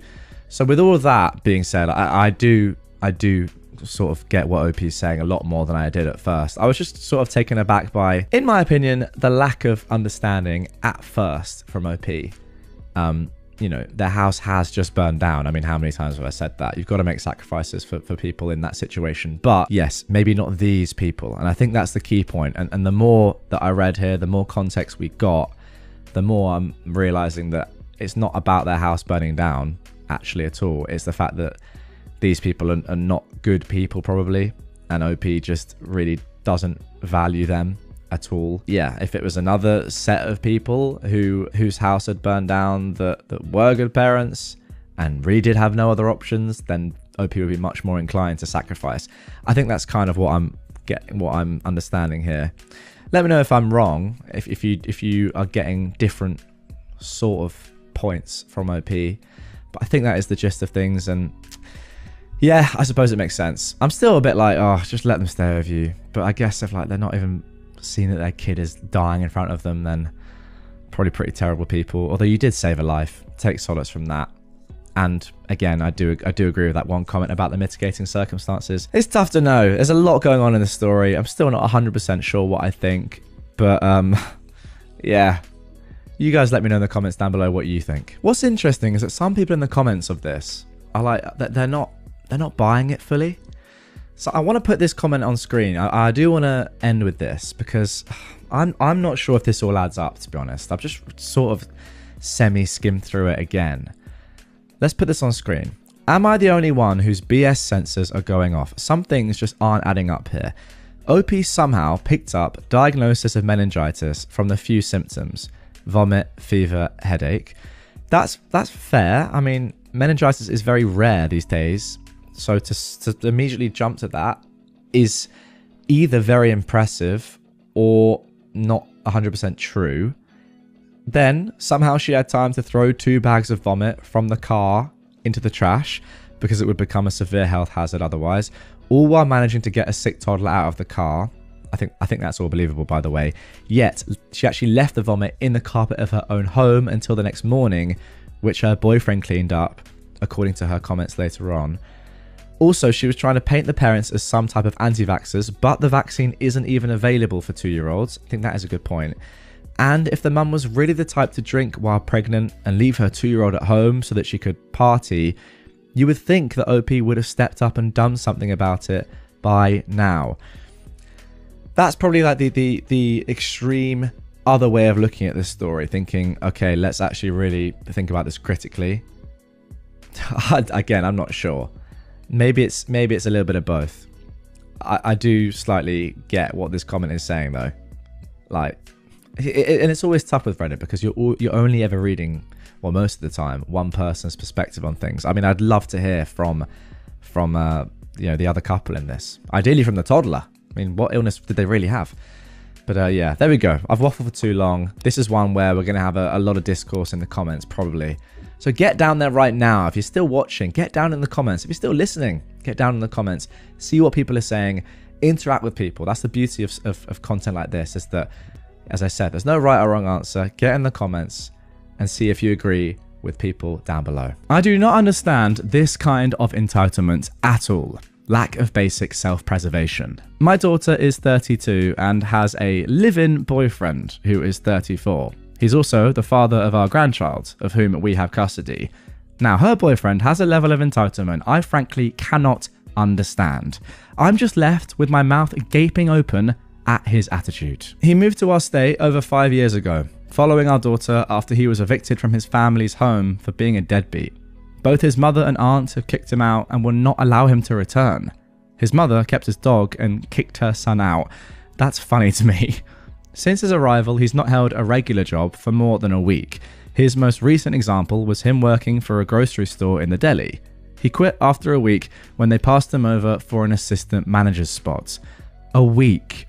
He started many jobs in the past 5 years and quit nearly immediately after they offend him in some way, which usually is a trumped up reason based on some slight offense, mostly not treating him like the royalty he thinks he is. Another example, a friend of a friend got him a job on a construction site.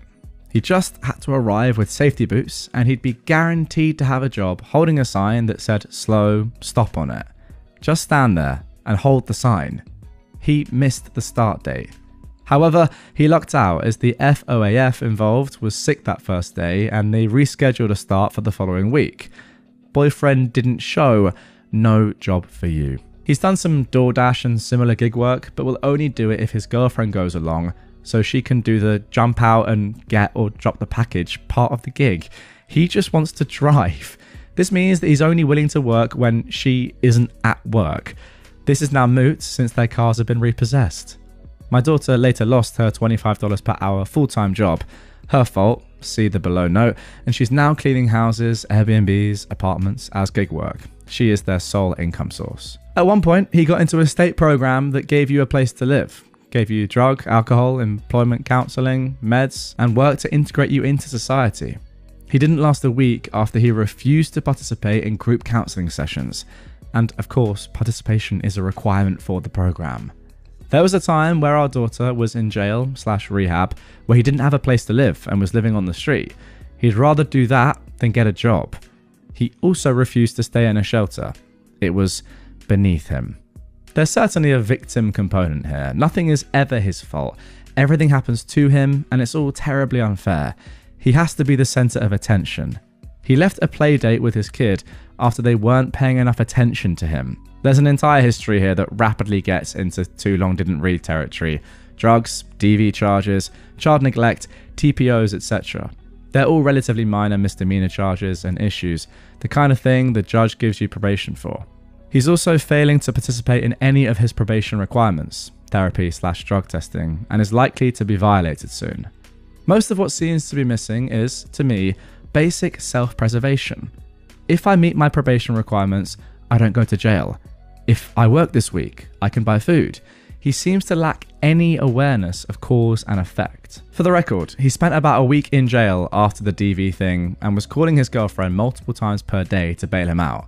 He doesn't like jail, but won't do anything to avoid it. She did bail him out and he missed his court date afterwards. I just cannot understand that he doesn't seem to understand that if you work, then you can eat and sleep in a bed. His avoidance of employment and any form of responsibility is like some sort of compulsion or mental illness. There's nothing rational about it. It strains my liberal brain, the part that says, give people a hand up, not a hand out. He only wants the handout. Any hand up is refused. So, thanks for reading my rants. Apologies for the ellipses and parenthetical remarks. I write like my ADD brain thinks, which is with a lot of parentheses. Fair enough. That makes sense to me. Well, there we go. That is the end of that one. And I think all I can say is that this guy just seems like the biggest loser ever. I mean, to be fair, it's getting a little bit dangerous with like the drugs, the charges, like the child neglect, etc. It sounds to me as if this guy could just do with going to prison for a bit, just to get out of everyone's lives. Maybe it would help him, but mostly just I feel for your daughter. Like, what is she doing? Messing around with him? Like, it's crazy.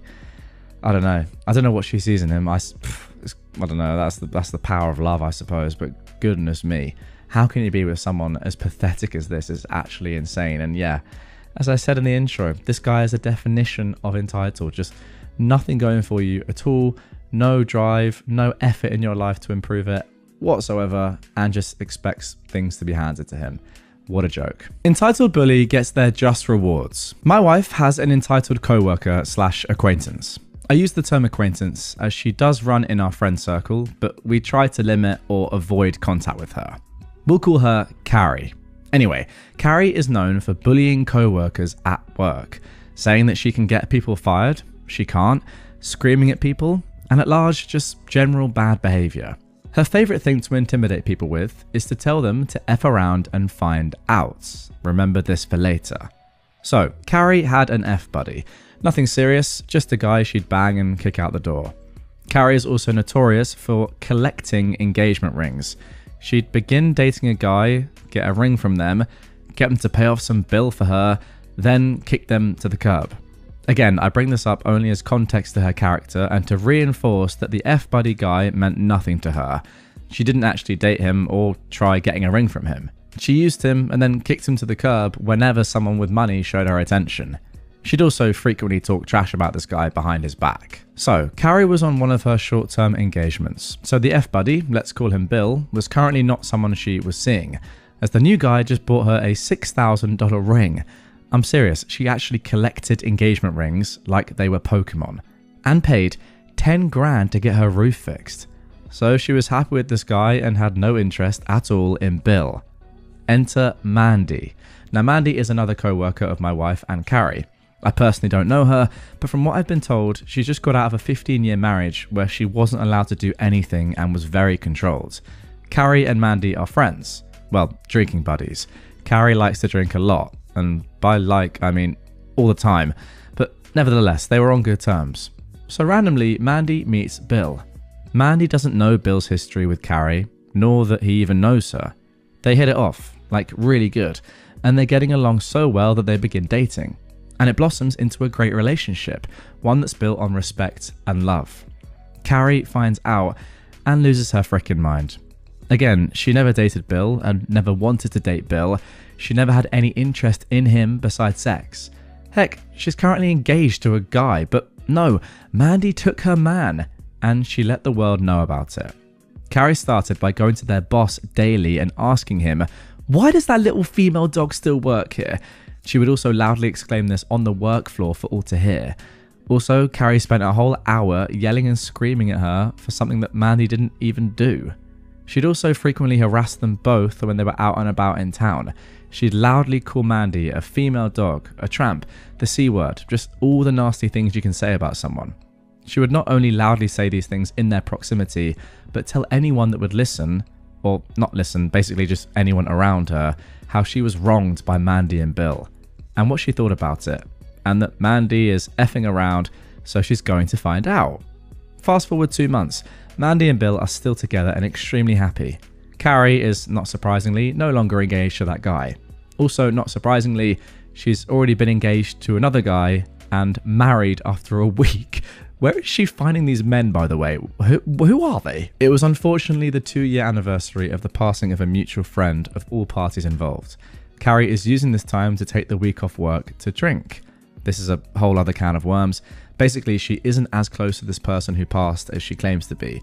But anyways, once work is over, everyone else agrees to go to the bar to have a drink to celebrate the departed life. So again, once Carrie, after 2 full days of drinking, sees Mandy, she begins to lay into her with all the slut-shaming stuff. Mandy, finally having enough of it, attempts to talk to Carrie in an attempt to reconcile. Carrie's having none of this and keeps calling her names and proceeds to tell her that Mandy is freaking around and is going to find out, and ends calling her a C word. Well, I'm guessing something snapped, and Mandy straight snapped and threw a beer bottle straight at Carrie, hitting her in the face. Imagine the cop in The Big Lebowski throwing the coffee cup, knocking her on her butt. There's a slight pause and someone I don't know pipes up. It looks like you were the one that effed around and found out. Carrie, obviously stunned, gets up and leaves. The next day, she showed up to work with a very obvious black eye. She's not saying anything to Mandy, but she's going around to everyone else complaining that she was the victim, not understanding that everyone has been watching her bully this poor girl for the last few months.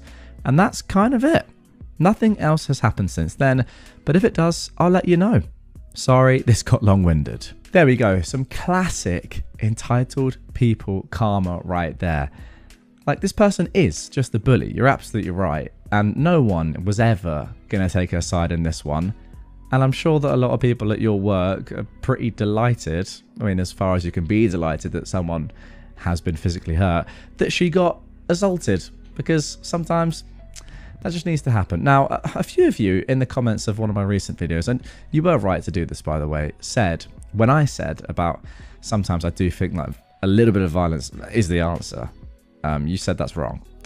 And I kind of agree. However, again, like, I read something like this. This person's getting horribly bullied. Nothing was changing. Is a bottle in the eye the worst thing? Like, she's fine, isn't she? She's got a black eye. That'll heal in a week. If she's going to stop bullying, I don't know. I'm just saying. Sometimes violence can be the answer in rare, extreme circumstances where everything else has been tried. A little bottle to the eye, you know, maybe that's the way forward. I'm not being 100% serious there, but I don't know. The world's unfair, man. Sometimes you need some good karma like that. Now, the next two stories I've got for you today are relatively similar. They involve a couple of entitled people entering locations very, very close to their closing time. Let's get into the first one right now. Then you should have come in before 10. This is a story from the time I spent working in a kitchen. It was a restaurant right next to a music venue, and we got busy on concert weekends, but during the off-season, it could get quite quiet with just a few regulars. We had music nights, and the bar was usually serving drinks until close, so we would be open all year. During a quiet late fall day, after doing cleaning and checking dates, we had some apples that needed to be used for something before they got mealy. I used the opportunity to work on my pie recipe. We usually didn't do pies, so it was a change of pace and it kept me busy so I wouldn't be forced to scrub some unused corner. The pie was great, and the head chef said it was one of the best he'd ever tasted. He even took one home to eat. Kitchen closes, and we clean everything and break down our stations, put dates on our stuff, and throw it in the walk-in. I get to the point I could wait out the last 10 minutes at the bar. It's 5 minutes to close, and I'm waiting for my ride home. In walk the entitled customers. 2 people for drinks at 10:55 isn't unusual. They're told we're closing soon. They say, though, "We want food." I stand up. "I'm sorry, the kitchen is closed and the line cooks have gone home. We can't serve food." "I thought this was a restaurant," the guy in the leather jacket sneers. "Well, we have some apple pie that I made myself. I can serve if you want dessert, no charge." I was using my best customer service to get the bartender a good tip. "We want real food," the woman in the fur replies indignantly. "Then you should have come in before 10. The bar is now closed. Get out," my bartender friend says unceremoniously and starts turning off the lights. I walk to the kitchen, taking their cue, and I turn the lights off. I was in the walk-in when I heard the guy follow me into the now dark kitchen and say, "Seriously?" The bartender says, "No, that's not the door out, and I can't have you in the kitchen. Please leave the way you came in." The bartender starts printing end-of-night credit card reports. To someone unfamiliar with the kitchen, it must have looked like I walked through the door and vanished.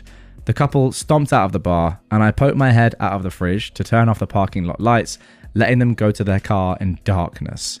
Later, when the bartender drove me home, they told me that that couple has only been there a few times. They've never tipped, and they've argued the bill with the owner on more than one occasion. She'd always wanted to kick them out, but when they refused free dessert to try and get food an hour after the kitchen had closed, and were so rude about it, she finally had her opportunity. The two of them never came back while I was working there.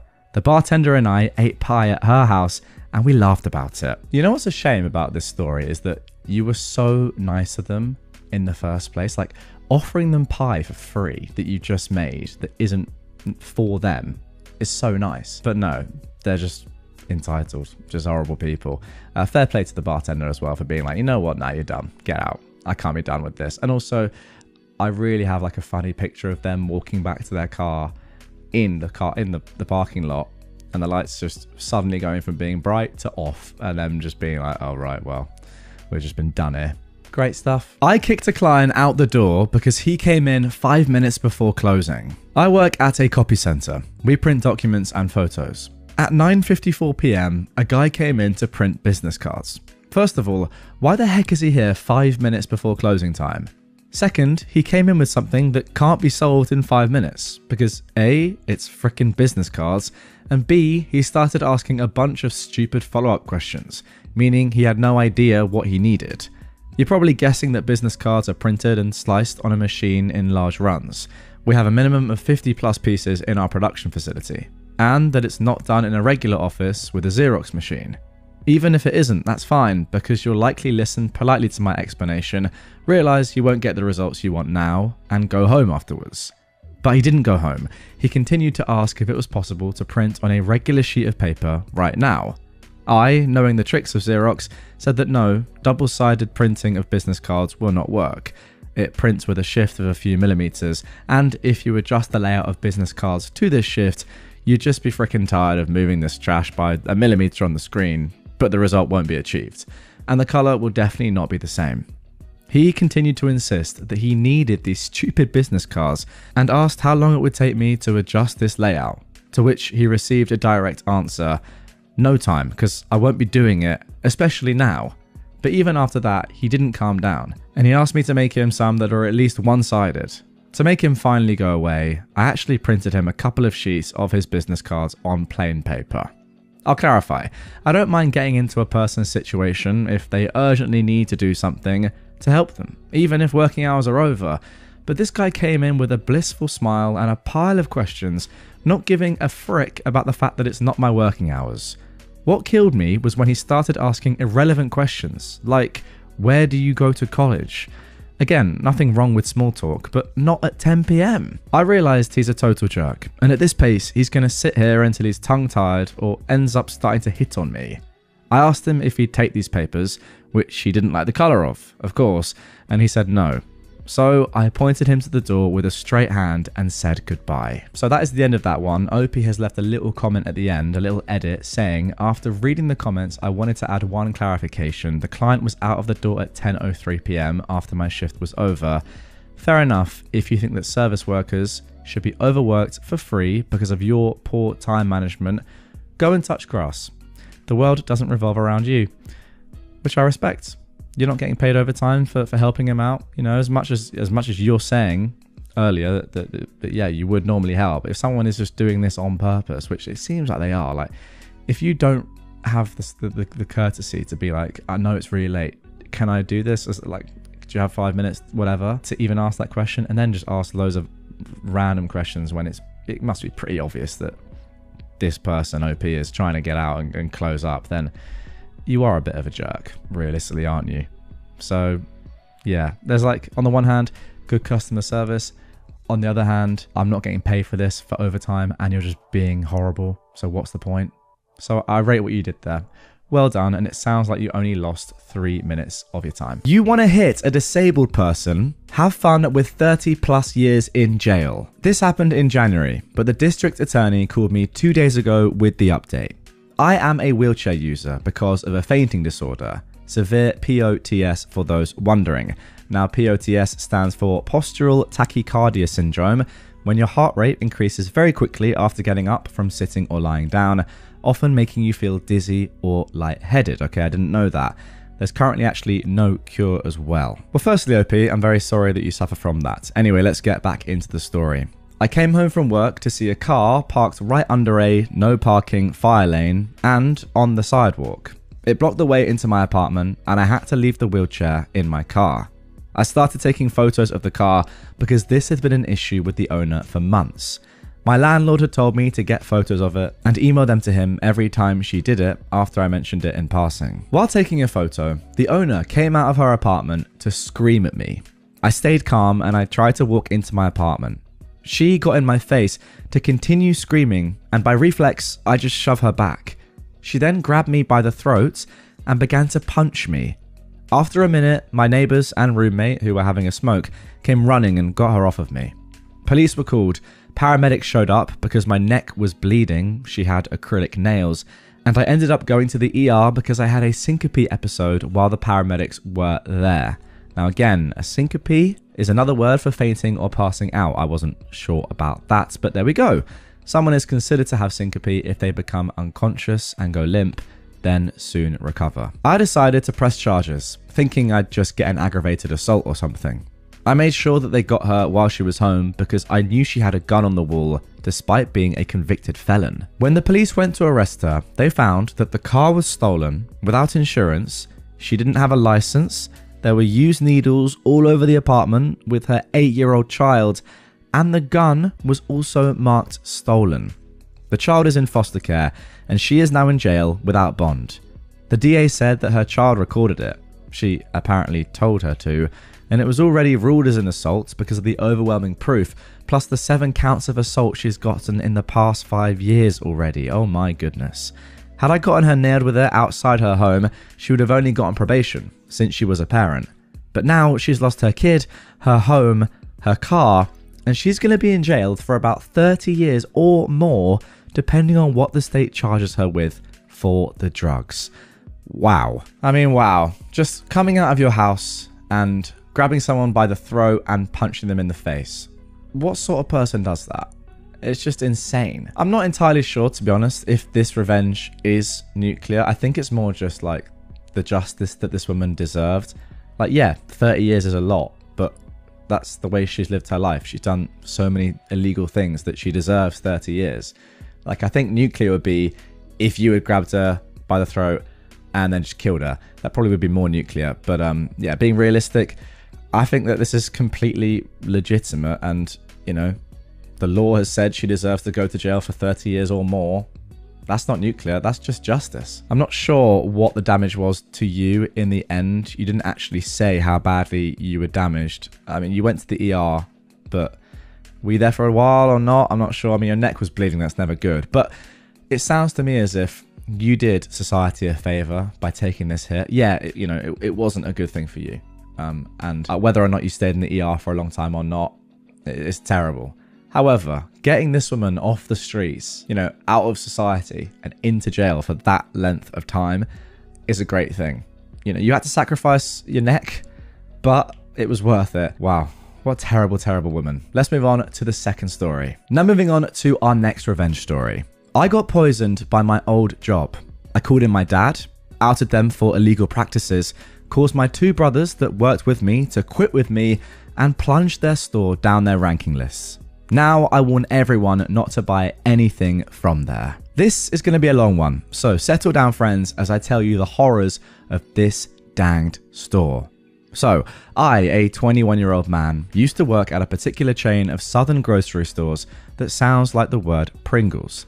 I worked at their stores from age 18 to 21, and I only quit last year. I'm turning 22 in July. So yeah, these stores were the only places I ever worked. I don't want to get into all the nasty details, or we'd be here for years, but this corporation is so messed up and corrupt. They did everything from shuffling around sexual offenders from store to store to firing people based off of race and religion. I myself got harassed a ton by another worker and several recurring customers, and nothing was ever done about it. But that's a different story. Now, on to why I quit from the first store. At this time, I was freshly 19. I was the main cook at the Asian food station at the deli, on top of manning several other stations. I was kneeling down to get the sauces from a low fridge when I breathed in, and I felt something hit me in the back of the brain. I was thrown off for a second, but I figured I was fine. They had an outside contractor in our area doing some work, so I just assumed that I caught a whiff of a cleaner that he was working with. I picked up the wok of orange chicken I'd been making, and I brought it up to the serving station and put it up, when one of the servers, a very sweet elderly woman, asked if I was okay, looking very concerned. I still felt fine at the moment, so I said yes, but that was it, for the moment. I immediately felt the worst brain haze I'd ever felt. My feet went out from under me and my vision went completely blurry. I stumbled backwards and I was able to catch myself on the counter behind me. Later on, the server told me she asked if I was okay because I hadn't only just lost all my colour, I'd gone grey. It felt like all my balance was gone.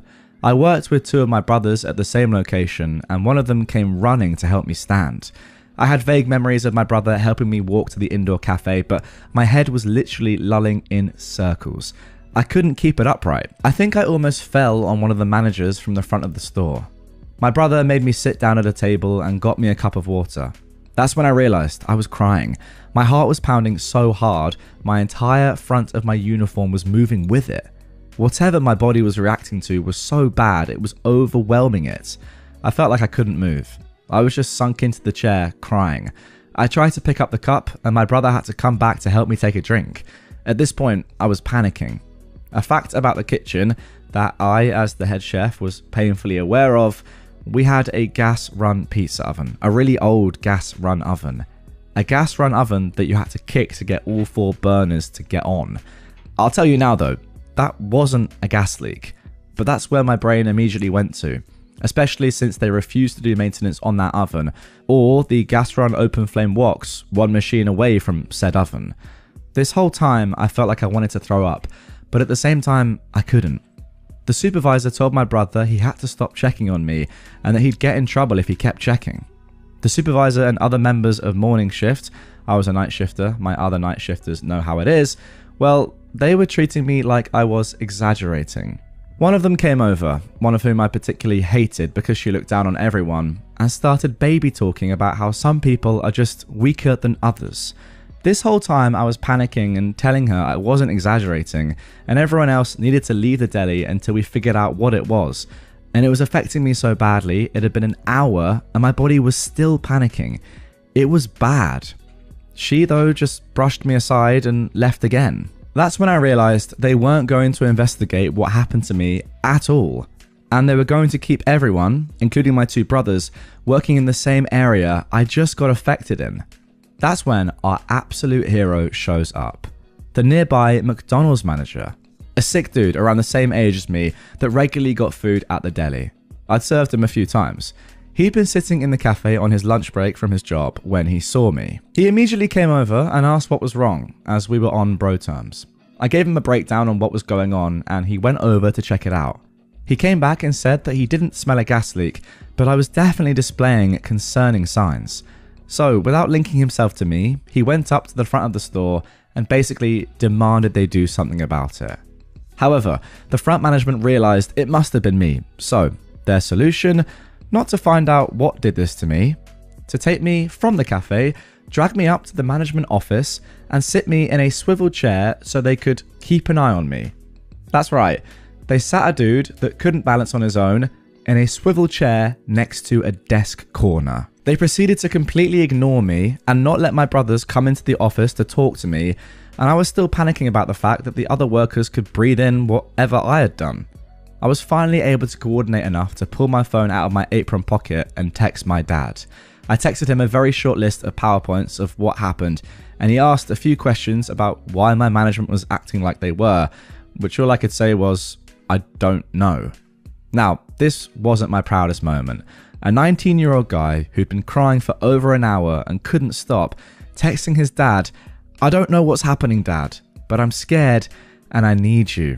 You know what, bro? I've got to interject here and say respect for sending that message. That just shows that you're not too proud. I mean, people that are too proud wouldn't send that message. People that, have too much of an ego, even when they clearly need as much help as they can. I mean, who knows at this point? You might have been dying. I mean, we'll get on to more of the story in a second, but you've got to send these messages and not let your pride get in the way.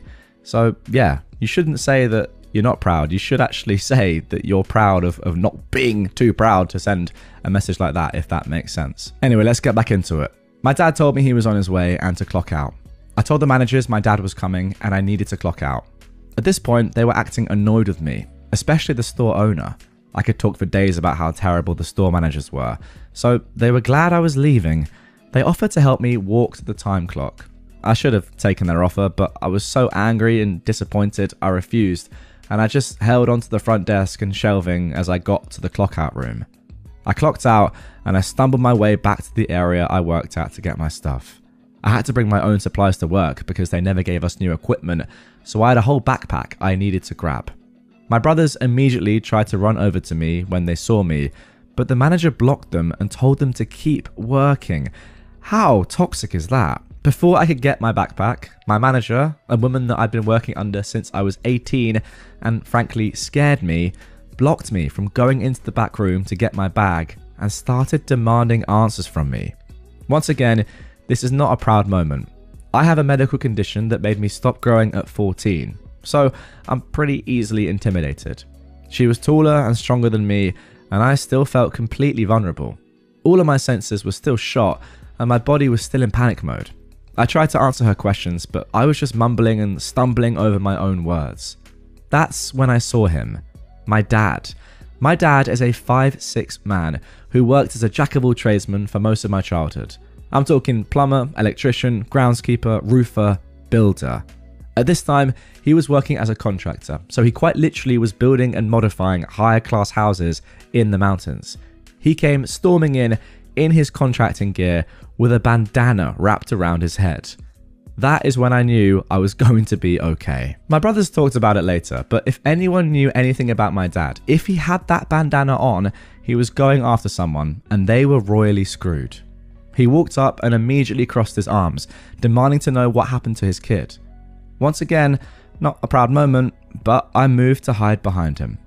My manager was caught off guard for a moment, but recovered and started telling my dad that I'd just overreacted to a cleaner the contractor was using.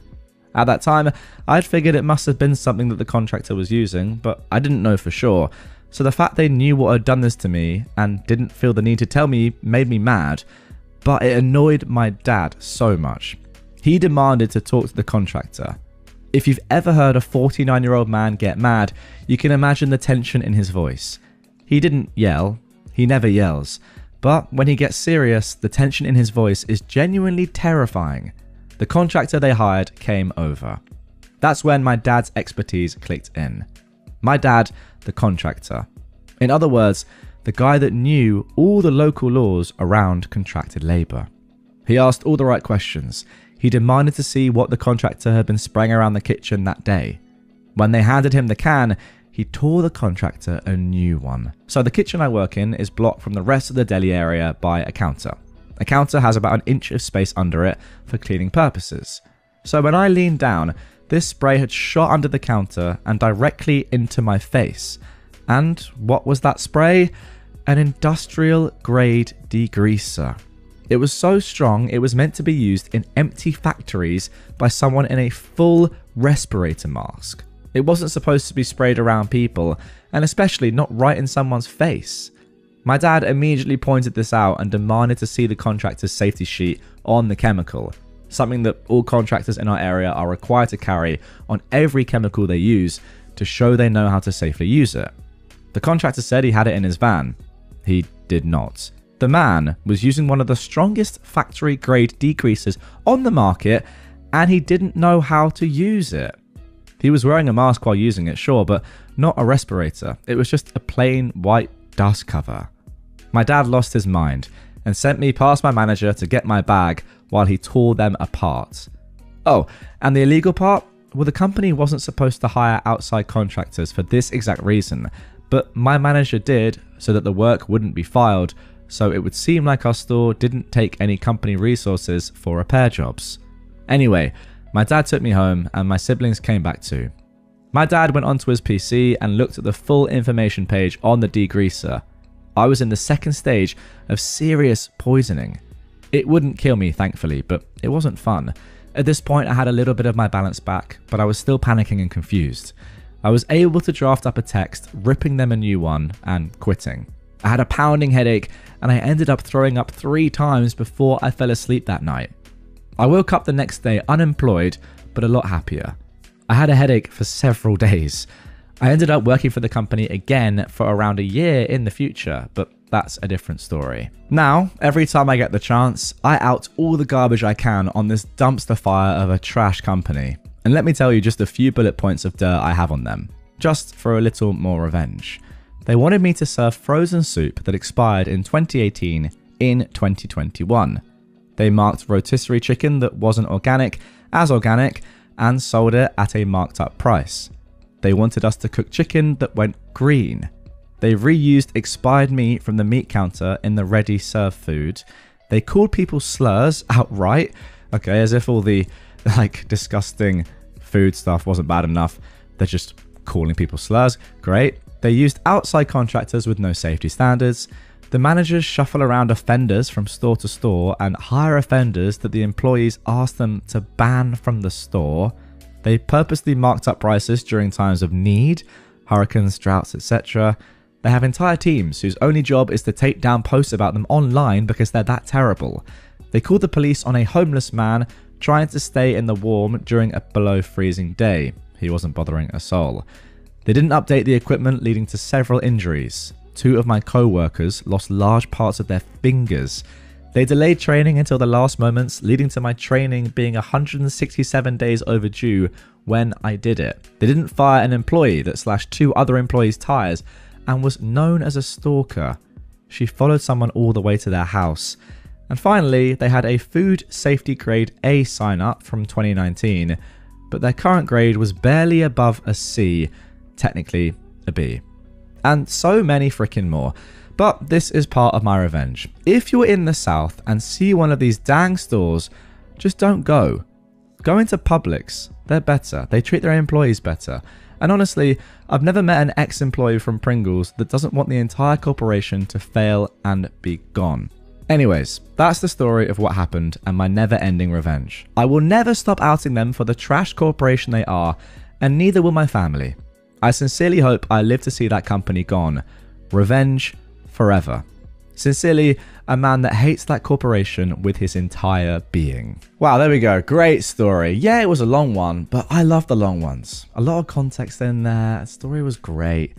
And I think the first thing I need to do, and I don't live in America, so I've actually never heard of this store, but just looking through the comments, and I'm allowed to say this because I'm not the one that's accusing this store of doing anything in particular or, having these sort of practices where they let their staff just call people slurs or whatever to one another or employ offenders, etc.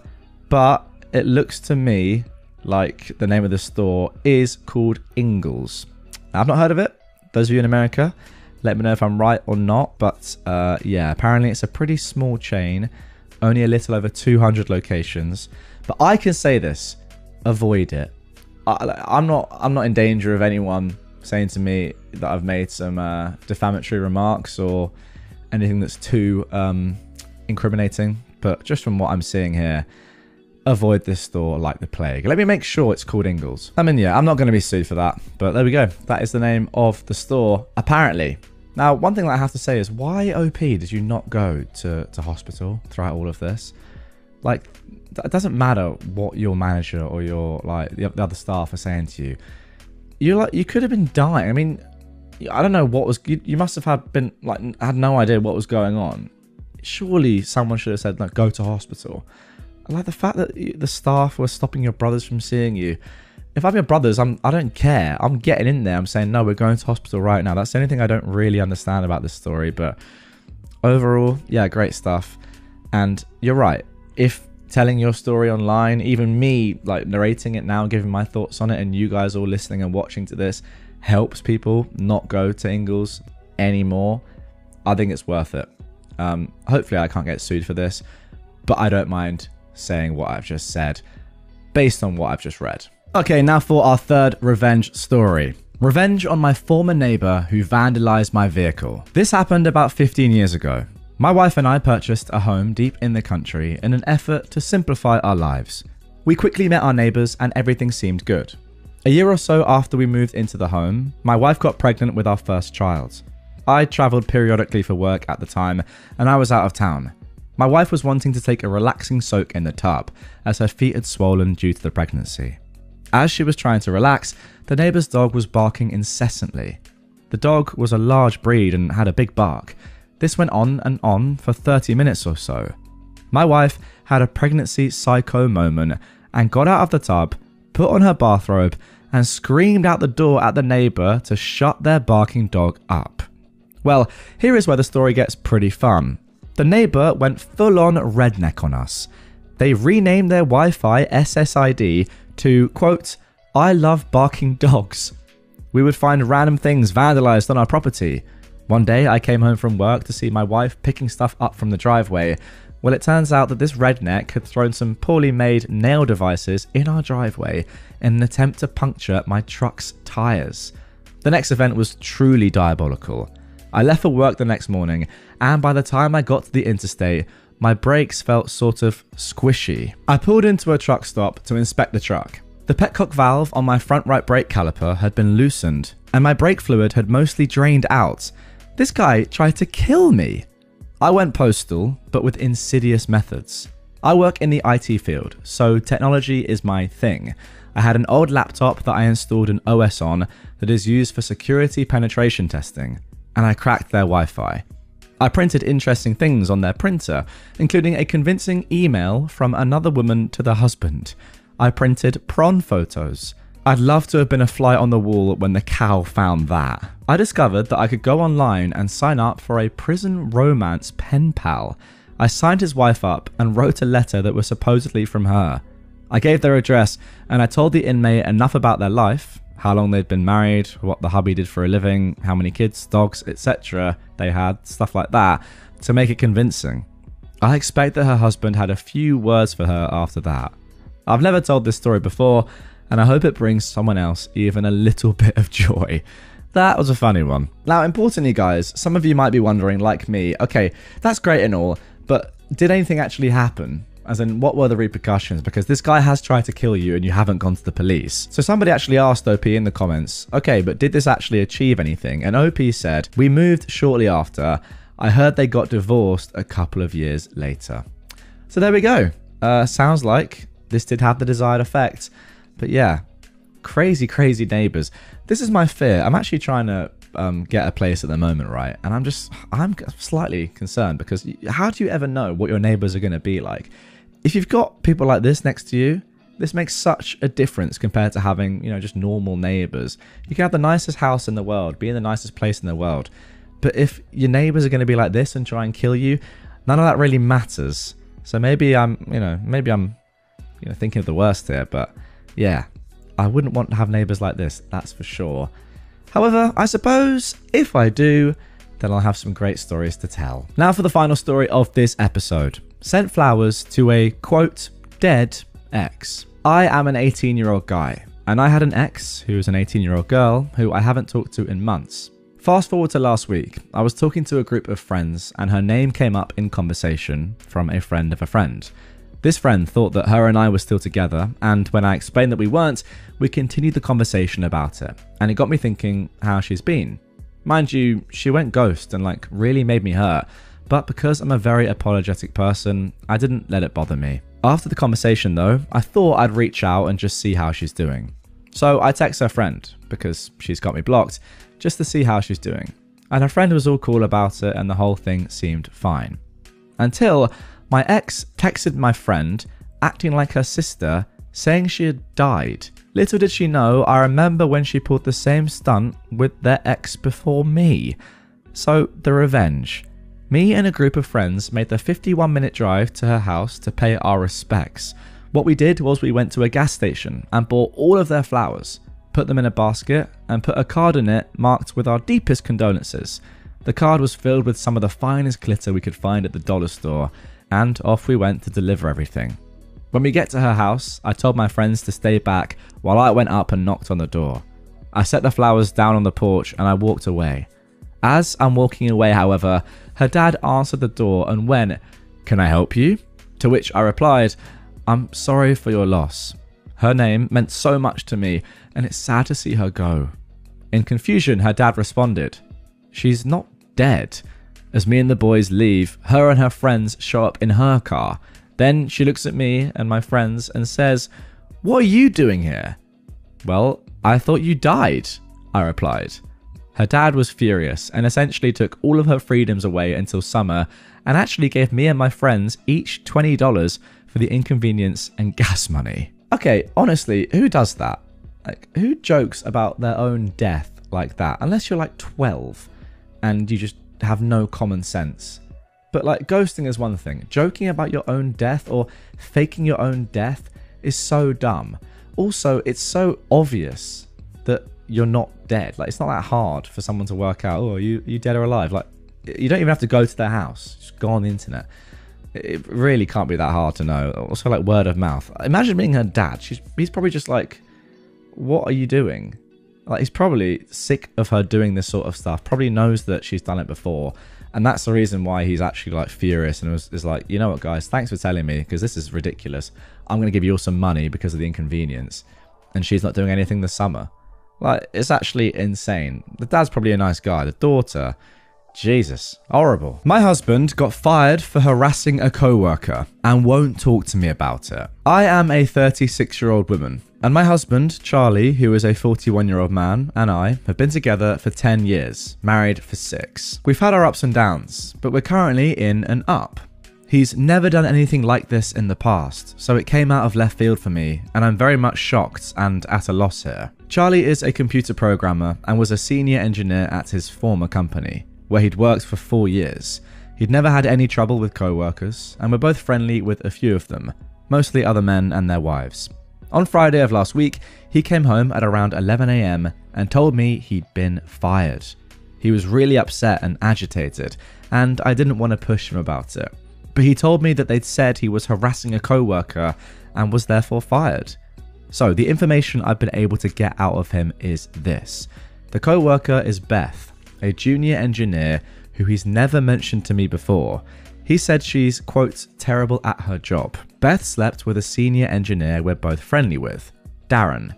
Darren wasn't involved in the harassment, wasn't fired, etc.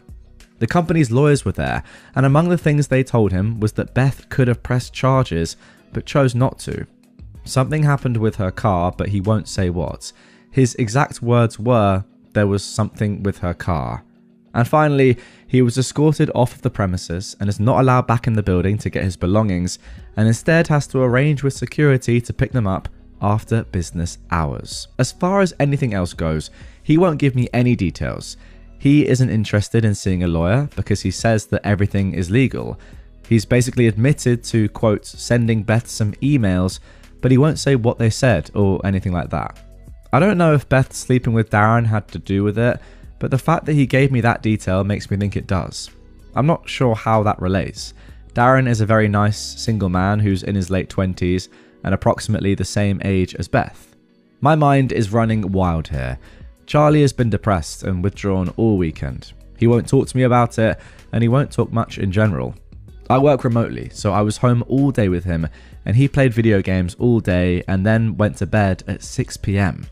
The fact that he won't tell me anything and isn't interested in seeing a lawyer makes me think that it's bad, and it makes me worry that everything is true and not just a misunderstanding or a small thing blown out of proportion.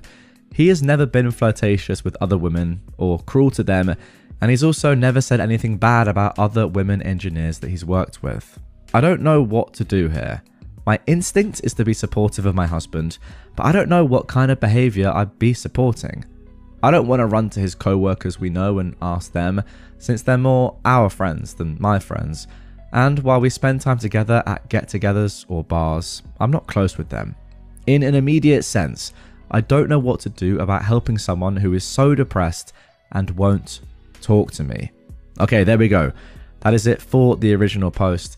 I completely get what OP is saying. You want to back up your husband here, of course you do, but you don't know what he's done. Can you support someone when you don't know what they've done?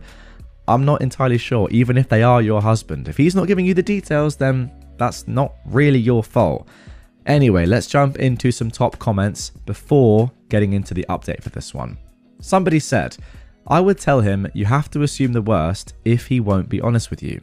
I've got to say, he must have done some bad stuff to be escorted off the premises with no warning like that. Either he was hating on her and went over the top, or he tried to F her and went over the top, or he tried to F her and then hated on her.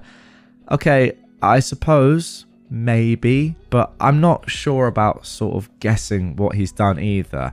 It's one thing him not telling you, it's another thing trying to work out what he might have done. This comment continues saying, edit, I've just reread the whole thing. I'm guessing that he tried to F her, then sent crazy emails and vandalized her car. He could easily still be charged criminally and or sued. Yeah, as I said, I'm not sure about jumping to conclusions, but I get why the people of Reddit are trying to work out, or yeah, guess at what might have happened. Somebody else actually replied to this comment saying, I've worked at larger companies, and when they fire people, sometimes they are walked right out of the building. The reasoning is they don't want the fired person to make a scene and rock the boat. It's heartless in my opinion, but it does happen. Something tells me that OP's husband did something terrible because lawyers were there and apparently the girl could have pressed charges. That is very unusual. My guess is OP's husband got jealous that Darren was sleeping with Beth and not him, as he had a crush on Beth for a while, and he flipped out and went all nice guy on her. He mentioned there are emails, so there is evidence in writing as well. This does not bode well for OP. Again, I can't really argue with this comment, and this does seem pretty reasonable. I'm just not sure that I want to go there and say what might have happened. I mean, maybe I'm sort of doing a little bit of a cop-out there because I know there is an update to come, but just my opinion. Anyway, one final comment said this. Seeing as it got so far that he's been fired and he doesn't want to fight it, it sounds like the allegations are probably true. The fact that he brings up Darren makes it seem like he's harassed her as a result of sexual jealousy. Does he usually shut down conversation on things? Does he usually keep things from you? I'd be very cautious about what he's hiding and what it means for you and your relationship. Even if it's not sexual and it's just plain old harassment, do you want to be with a grown man who harasses young women to the point he gets fired? It's a good point. I mean, you know, he's 41, Beth is, in her late 20s.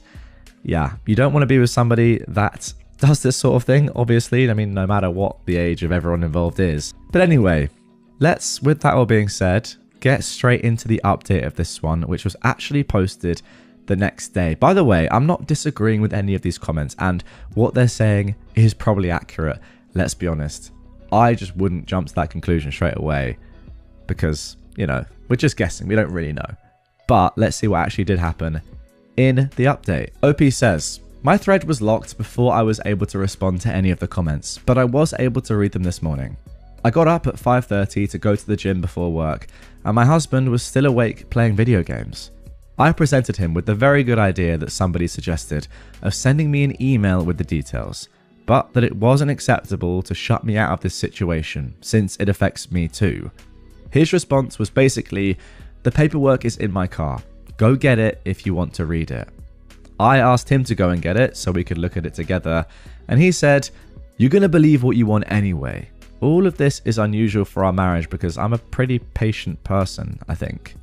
We went out to the car together and he got in, handed me the papers, and left. Well, that is not a good sign.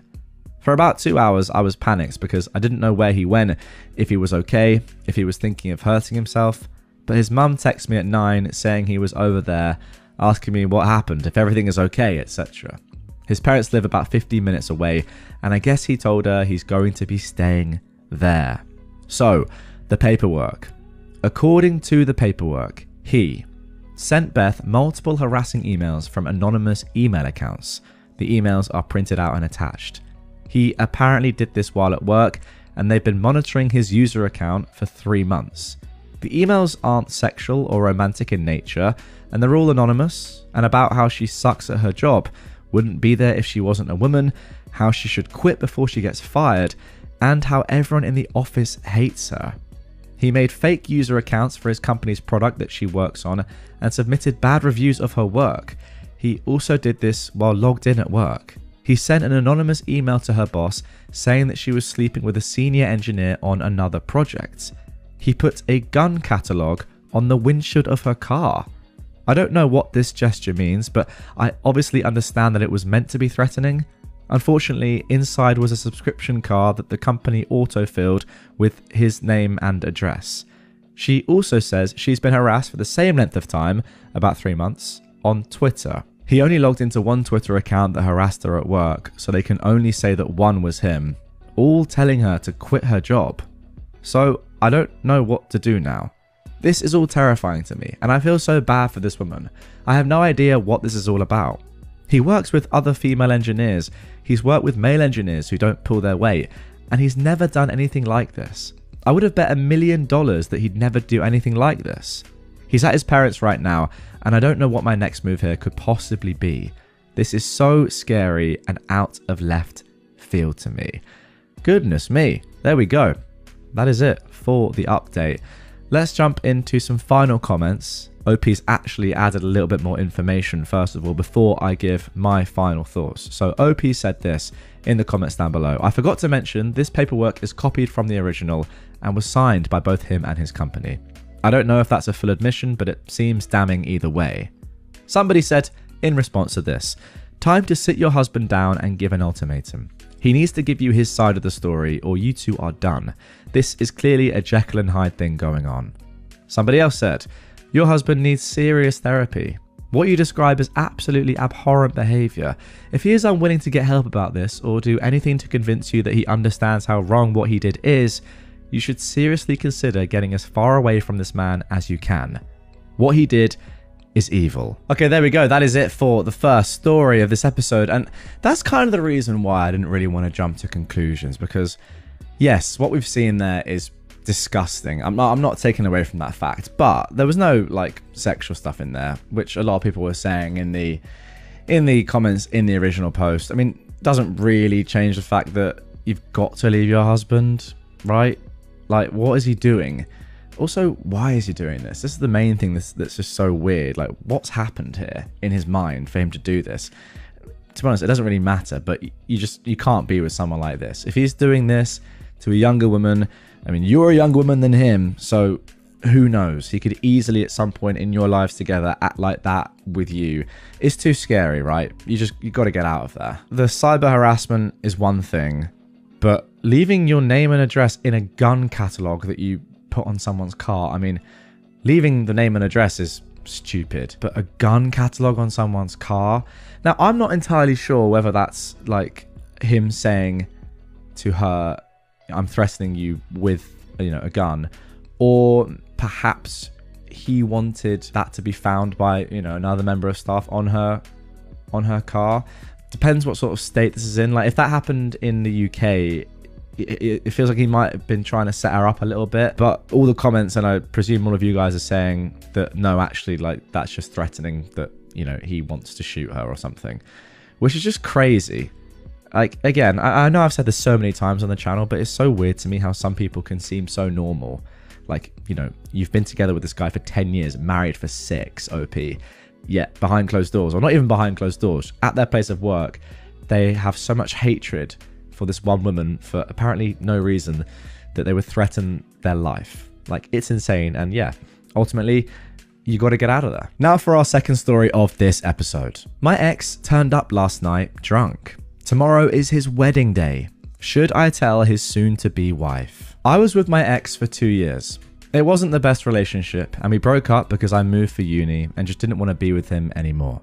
It's been almost 5 years since we broke up, and I'm engaged to be married with my fiance, who is absolutely my soulmate. Yesterday evening at around 10 o'clock, he rang our doorbell drunk. His bachelor party was in the city I live in, and he came to see me. When my fiance opened the door, my ex just started sobbing, saying that he couldn't believe he, my fiance, was real or something like that. We took him into the apartment because he didn't look dangerous. He just vocally vomited before he actually vomited in our bath. What I could gather is that he was still very hurt because of our breakup, that he thinks that we could have made it work, and he regrets treating me badly. He then threw up again and called an Uber to his hotel. It was very surreal. He was fine. We fed him waffles to sober him up and told him to write to us when he was in his hotel to make sure he didn't die or something. I was left with a weird feeling, almost dirty. I'm thinking of contacting his soon-to-be wife. Or should I call him to encourage him to tell that to his fiancée? Or should I not do anything and let this just be an anecdote for my future? Wow. Very, very interesting. I don't know about this one. I really don't. I personally think you have to tell her. You have to tell her. Because if you don't, then you know that he's going into this relationship, into this wedding, into this marriage, not fully in it, right? Like, he's still got regrets. Do you want to be married to somebody that has regrets over their past and that is still, like, as soon as they have a bit of alcohol, thinking about their ex? No.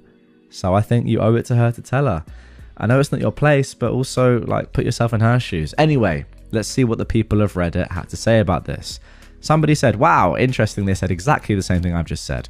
Put yourself in his wife's shoes. Would you want to sign your life away to this person?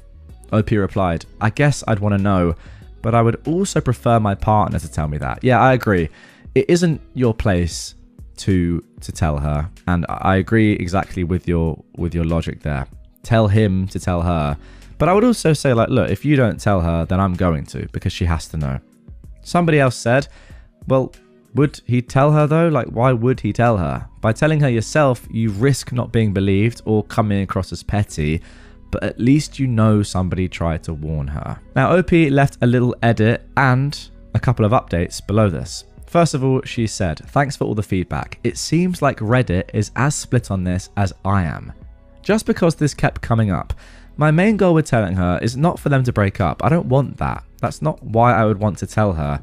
The reason for me telling her is solely that I would want to know if I was her. Nothing else. It's also not me bragging about him not being over me. That's not something I care about. And I wonder how some of you twisted it into that. Also, a tiny update. I decided that contacting the bride was the wrong move because we are not friends. However, I sent his sister, an old friend of mine, a message basically saying to talk to her brother because he appeared at my door drunk and distressed, and to make sure he was okay. She thanked me for the message and apologized profusely because my ex had been apparently acting a fool for a few weeks now leading up to his wedding. She asked me if I was okay and if her brother had gone back to the hotel room because they couldn't find him. I told her he'd Ubered home and had written to us that he had arrived in his room at around 11:30 p.m. She thanked me again, and I haven't heard from her since. Oh, and another update. His sister called me again to ask me if he'd come by or said anything about his whereabouts. Apparently, he didn't show for the wedding. Oh my goodness. Apparently, he didn't show for the wedding, and nobody knows where he is. So, me telling the fiancé is now obsolete. Goodness me. Okay, so that update came, I presume, the next day on the wedding day. I forget that this is all happening very, very quickly and the night before the wedding. Jesus. Alright, somebody said in the comments down below, you and your fiancé handled every bit of this as graciously as anyone could expect. Contacting his sister was the best move you could have made. Somebody said, oh dang, he ran out on the wedding. That girl dodged a major bullet. And finally someone said, holy heck, the edits. I hope he's okay. Please update us if they find him. I mean, yeah, that is true. Like, it's not just that he ran out on the wedding. Nobody's actually seen him, I suppose, since he left your house, OP. So, yeah, I hope he's all right. To be honest, it does sound... I know this is obviously like a crazy event and very, very distressing for the wife-to-be, but I think in the long term, it's probably a good thing these guys didn't get married. Anyway, 10 days later, we got this final update. Long story short, he bailed. He decided he did not want to commit to his fiancée, bailed, and days later called to break off the engagement. A few more details. After his sister and I talked, my ex's fiancée reached out and was kind of mad. The best man had told her he went to see me. At first, she was convinced we had sex, so that took a bit of talking. I felt sorry. She was very distraught. She apologized, I apologized, and I told her I wished her the best. Saturday, I received a call from the sister. Apparently, the ex reappeared. He went all the way to France. I'm not actually sure where this is happening. I think it might be in England because of the word uni earlier, but I'm not entirely sure. Anyway, France, overseas, and this definitely doesn't take place in France, does it? His sister called me to apologize because my ex had stolen one of my lipsticks. I honestly hadn't noticed, but my ex admitted it to her. She PayPal'd me the money to buy myself a new one. I said I wasn't mad, and I asked her how she was and how his ex-fiancé was. On their end, everything is a mess. Yeah, I'm not surprised. Everyone is mad at him. I don't know many more details, and I kind of wasn't willing to ask. But yeah, that's it. Okay, And there we go. One final comment. He stole a lipstick? A lipstick? What? Who does that? It's so bizarre, it's funny. Stealing a lipstick of all things, and then his sister PayPaling you for it? Thank you for the laugh. OP replied saying, our guess is that he just grabbed the first thing he knew was mine that was small enough to fit in his pocket. And there we go. Okay, not quite sure how to react to that one. Slightly strange story all in. This guy, I think, just was battered and clearly had realized over the previous weeks that he did not want to do this. And he was probably too much of a coward to admit it to his fiance and had to do this instead and just, yeah, get out of there. Which is a terrible, terrible thing to do. I mean, if you're going to do something like this that close to a wedding, at least have the decency to actually explain to people that you're not feeling it. If you're not feeling it, yeah, it's pretty poor to do it that late, and I assume that everyone involved is going to lose quite a lot of money on the wedding, but it's at least better than just running away and then just, you know, on the day, the bride-to-be just being like, well, where's my fiance? Where's my husband? And just, you know, obviously being devastated. But yeah, there you go. As for stealing the lipstick, I don't know. This guy is he's just gone crazy. He's just panicked, hasn't he? That's the thing. He's just panicked, and yeah, he needs some help, but he's also a complete jerk. Just looking through the comments and OP's account, I think that OP lives in Germany, or at least is German. So safe to assume that this wedding was taking place in Germany, and that, yeah, her ex just fled across the border into France. It's not really that funny, but it kind of is. Like, I can just imagine this guy just being like so stressed and panicked and being like, you know what, I can't even just not go to my wedding. I've got to leave the country. What an idiot. What an absolute idiot. And just, why is he stolen lipstick? Again, like, as I said earlier, I feel like this is a good man to dodge from I hope now his ex. But doing it in this way, absolutely shocking. Our friend's entitled sister tried to force her way onto our trip to Egypt. This story happened quite a few years ago with me and my friends. But after reading quite a few stories on this subreddit, I feel that now is a good time as any to share this post. On November 2019, me and a couple of my friends, Haley, Rose and Rachel, were given an opportunity to travel to the Valley of the Kings in Egypt. Note that we are archaeology graduates. While our families and friends were excited and proud of us for being able to go on this trip, Rachel's family did not feel the same way. Rachel's younger sister, Lisa, was the golden child of her family. Anything she wanted, her parents gave to her. While Rachel had to take out a student loan to pay for college, Lisa's parents paid for her tuition, only for Lisa to drop out 2 years in. Instead, Lisa chose to try and build a career being a model and influencer on Instagram. When Rachel mentioned that she was going to Egypt with us, that our plane tickets and accommodation had been already taken care of for archaeological fieldwork, Lisa got jealous, as she felt that the trip and taking photos of herself in Egypt for Instagram would help launch her modeling career. That said, their parents demanded that Rachel give her tickets to Lisa, as they felt Lisa was more deserving of them. To which Rachel obviously said no, it was already paid for by the foundation specifically for her and our group, who were trained to do this kind of work.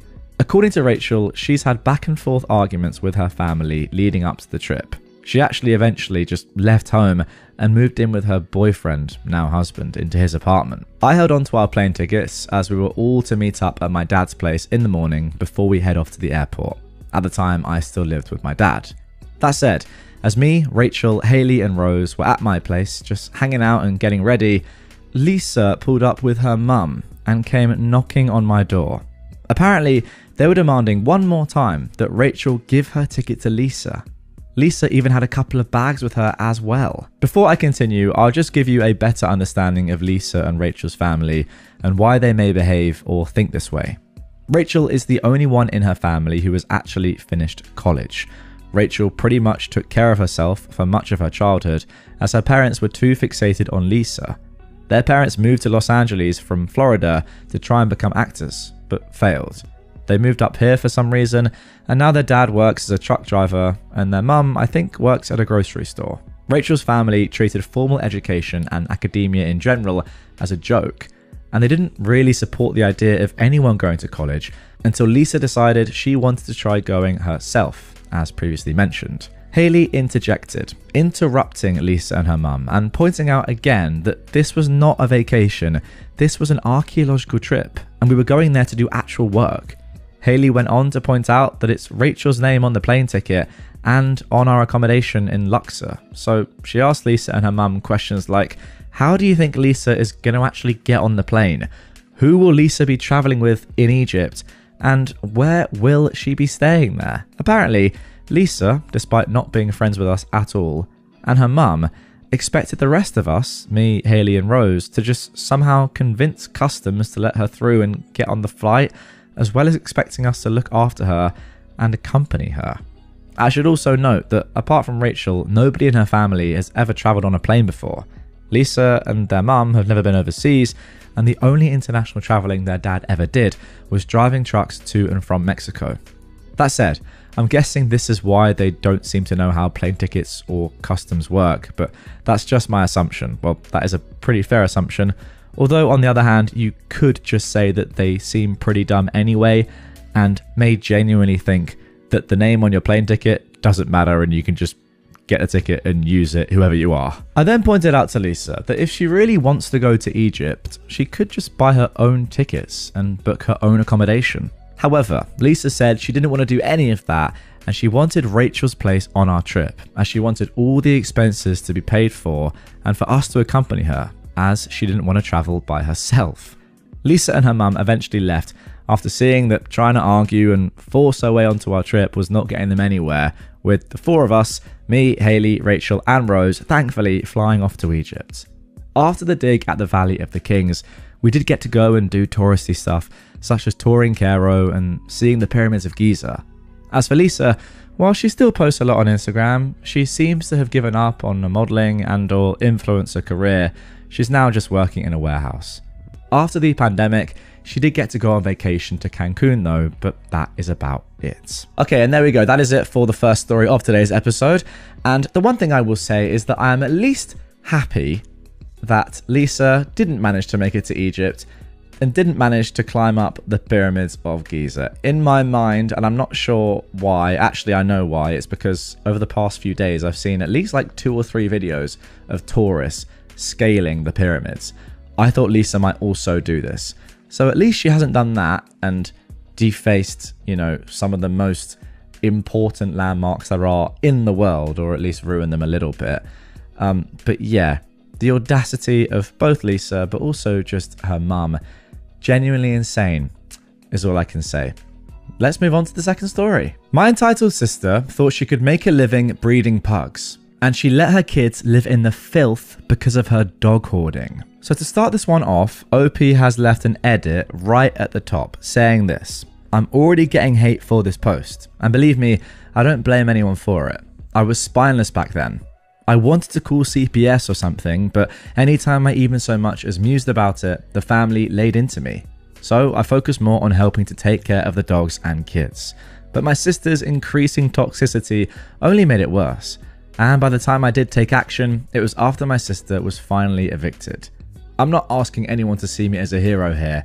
I was a coward. But what I'm posting is 100% the truth. Okay, so there we go. Now let's get into the post. My sister, for years, believed she could make a living breeding pugs. She used to have a breeding pair she named after sibling characters, ironically. Well, that's a bit weird.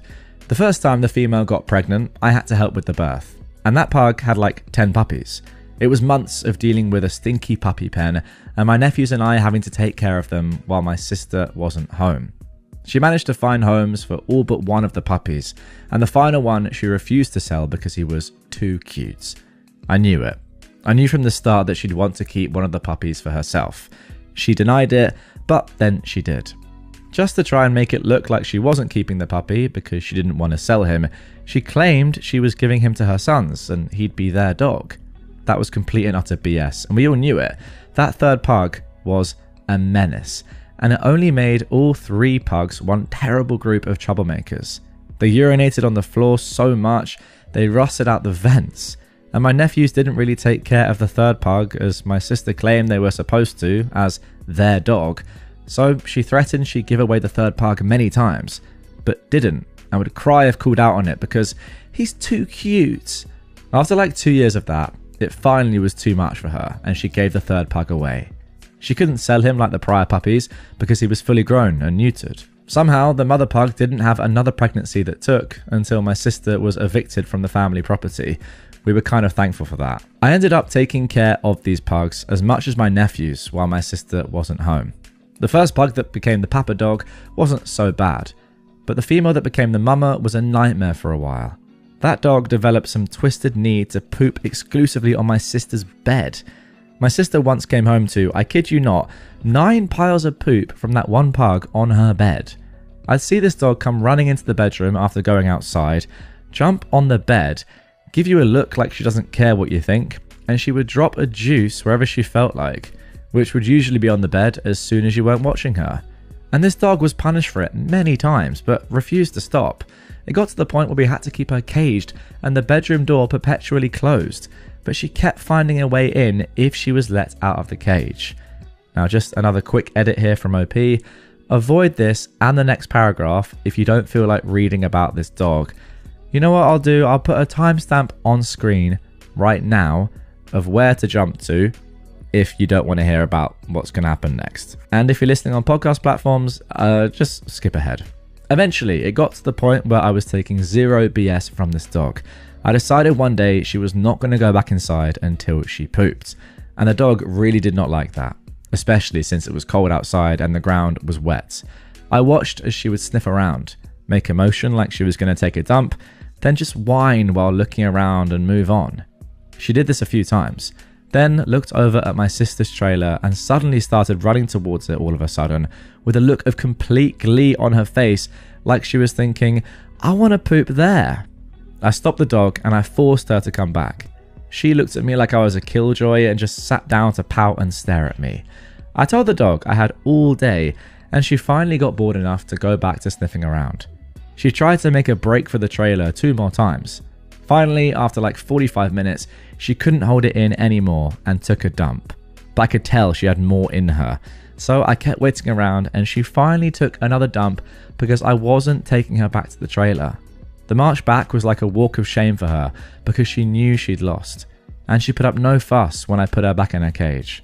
I kept up that routine until eventually she finally stopped trying to poop on the bed. Okay, I think we are done with the poop for now. So if you skip forward, you're safe. Eventually, my sister's at the time boyfriend brought home a puppy he got for free. This puppy was adorable, but grew into an absolute monster, bigger than my Akbash dog. He was huge and pooed and peed on the floor all the time, especially right near my middle nephew's bed. Okay, so the poop isn't really done yet. You know what? I think it's just part of this story, isn't it? It's kind of in the title. Anyway, when put on his tether outside, he would bark constantly. On days I had migraines, this dog drove me nuts, and he made it impossible for anyone to sleep at times, especially my father. This dog was so strong that he broke his chain tether numerous times. They couldn't use rope because he'd chew through it. He chewed everything. The 5th-wheel trailer my sister was living in on our property at the time, she bought brand new. That dog just destroyed it, even worse than the pugs did. That dog also destroyed plenty of stuff belonging to my nephews. Clothes, shoes, toys, anything it could get in its mouth. I had to fix my middle nephew's shelves with duct tape. What? Your shelves? Goodness me. We told my sister many times that she had to get rid of this dog. We even gave her an ultimatum more than once, but she still refused. She finally sold the dog to someone who had one of the same breed and wanted another one, and treated us like we'd ruined her life by making her get rid of this dog that she could not handle. Soon after, my ex-brother-in-law took his kids away and refused to bring them back.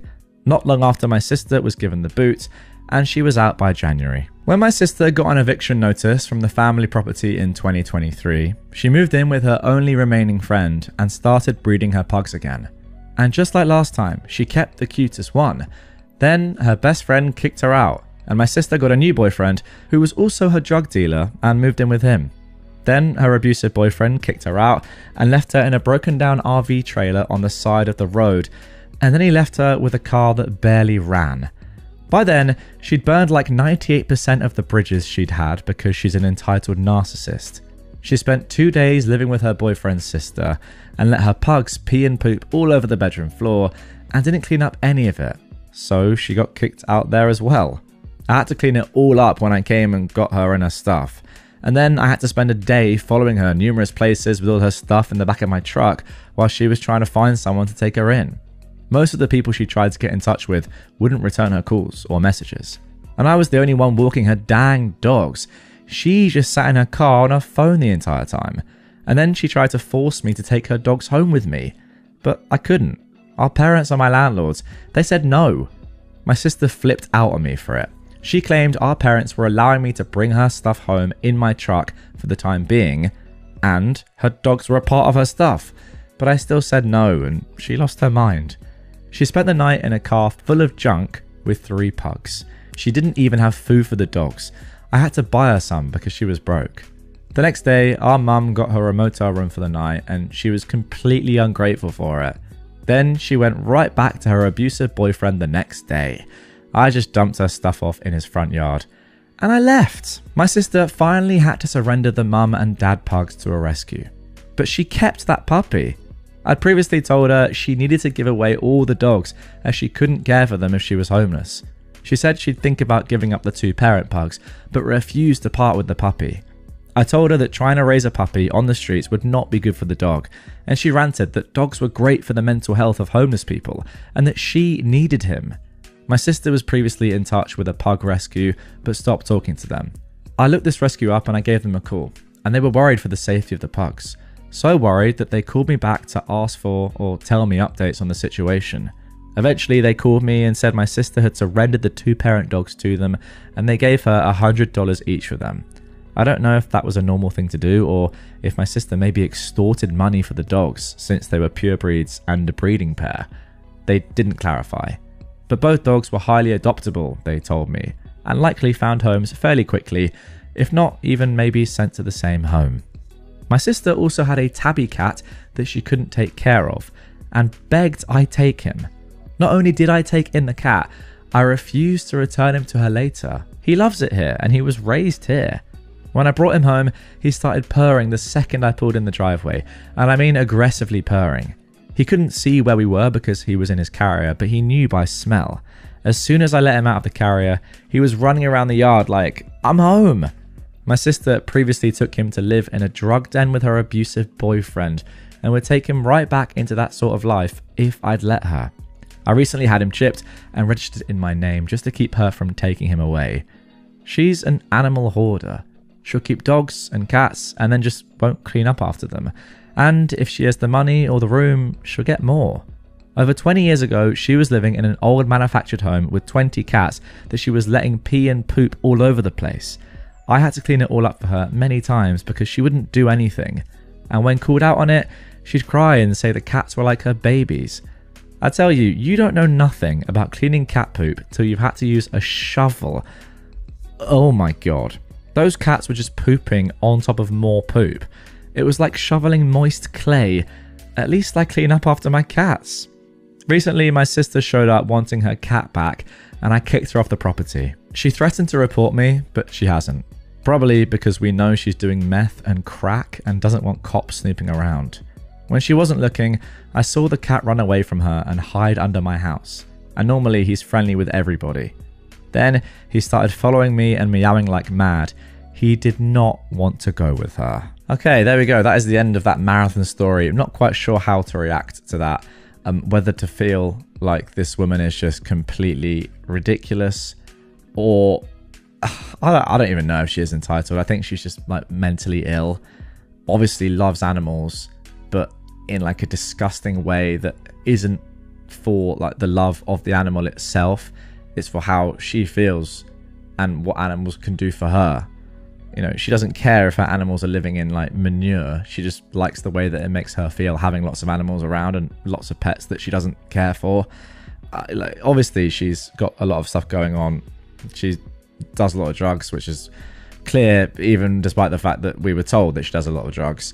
And yeah, clearly she's not right mentally. But, you know, despite all of that being said, you got to think of the animals here. and how she's treating them. And the people in the comments below, and this is why OP left that edit at the beginning of this post saying, look, I know I'm getting a lot of hate in the comments. They've been saying, listen, you know that your sister is like this and she's a bad person, but you've sort of enabled this life. You've enabled her, not life, I suppose, but you've enabled her to have all these pets, and you haven't actually done anything. Like, you should have called CPS or, you know, the RSPCA in England a lot longer ago. It doesn't matter if your parents or your family are saying not to. Like, you know, you got to think about the animals here, not just your sister. I don't know. I feel a bit bad for OP. Like, you've tried so hard to help her, so you're clearly a nice person. Maybe you should have called CPS earlier, or the RSPCA, whatever you call it, the ASPCA, I think it is in America. So I don't know. What do you think in the comments down below? He should have done more, I think. But I mean, it is his sister, and clearly he wants to help. My wife returned from a work retreat with a hickey. She swears it's a bug bite, but I'm not convinced. I'm at a loss. How do I move forward? This was originally posted on February the 21st, 2025. I, a 27-year-old man, am in a fight with my wife, who is 28. We've had fights before, but not this bad. I'm at a loss on how to proceed. For context, we're college sweethearts, married for almost 6 years. We have a daughter who is 4. Our relationship was never perfect or without challenges. We've faced some family opposition with cultural differences, but we've made it work. She's my first love and my best friend. My wife works in corporate. Her job has annual work retreats that last for about a week. This year was in Vegas. I usually arrange my work schedule and tag along with her, and we make our own trip out of it. We couldn't this year. Our daughter gets major anxiety traveling long distances. We're working on it, but she wasn't budging, and we decided to choose our battles. So I stood behind and I held down the fort at home. The change of plans was a bummer because the trip was part of us reconnecting as both a couple and as a family. My wife's work hours have taken a toll, and her work-life balance leaves much to be desired. We entertain the idea of her skipping the retreat. Attendance is optional, but it's generally frowned upon if you don't, and my wife's making connections in her field. She grew increasingly weird. We have a system if either of us is away for extended periods. We keep in contact. For the first day or so, she was herself, but she grew distant. I'd even text her about important stuff and be left on read while she claimed she never saw my text. Whenever we talked, she was rushing me or our daughter off the phone. These were all times she wasn't involved in retreat activities. We were supposed to have a mini birthday celebration for our daughter over FaceTime. Our daughter was excited. It was something my wife promised her because the retreat overlapped her actual birthday. But she backed out because she had people up to her room after a seminar. It was like she wanted my permission to break her promise to our daughter. I told her I wasn't offering that, nor making her keep her word. She said I wasn't being fair, and this was a networking opportunity. They were business oriented and wouldn't understand her stepping away for family time. I said her decision is her decision, but she'd have to explain it to our daughter. She promised her that she'd rain check the following day.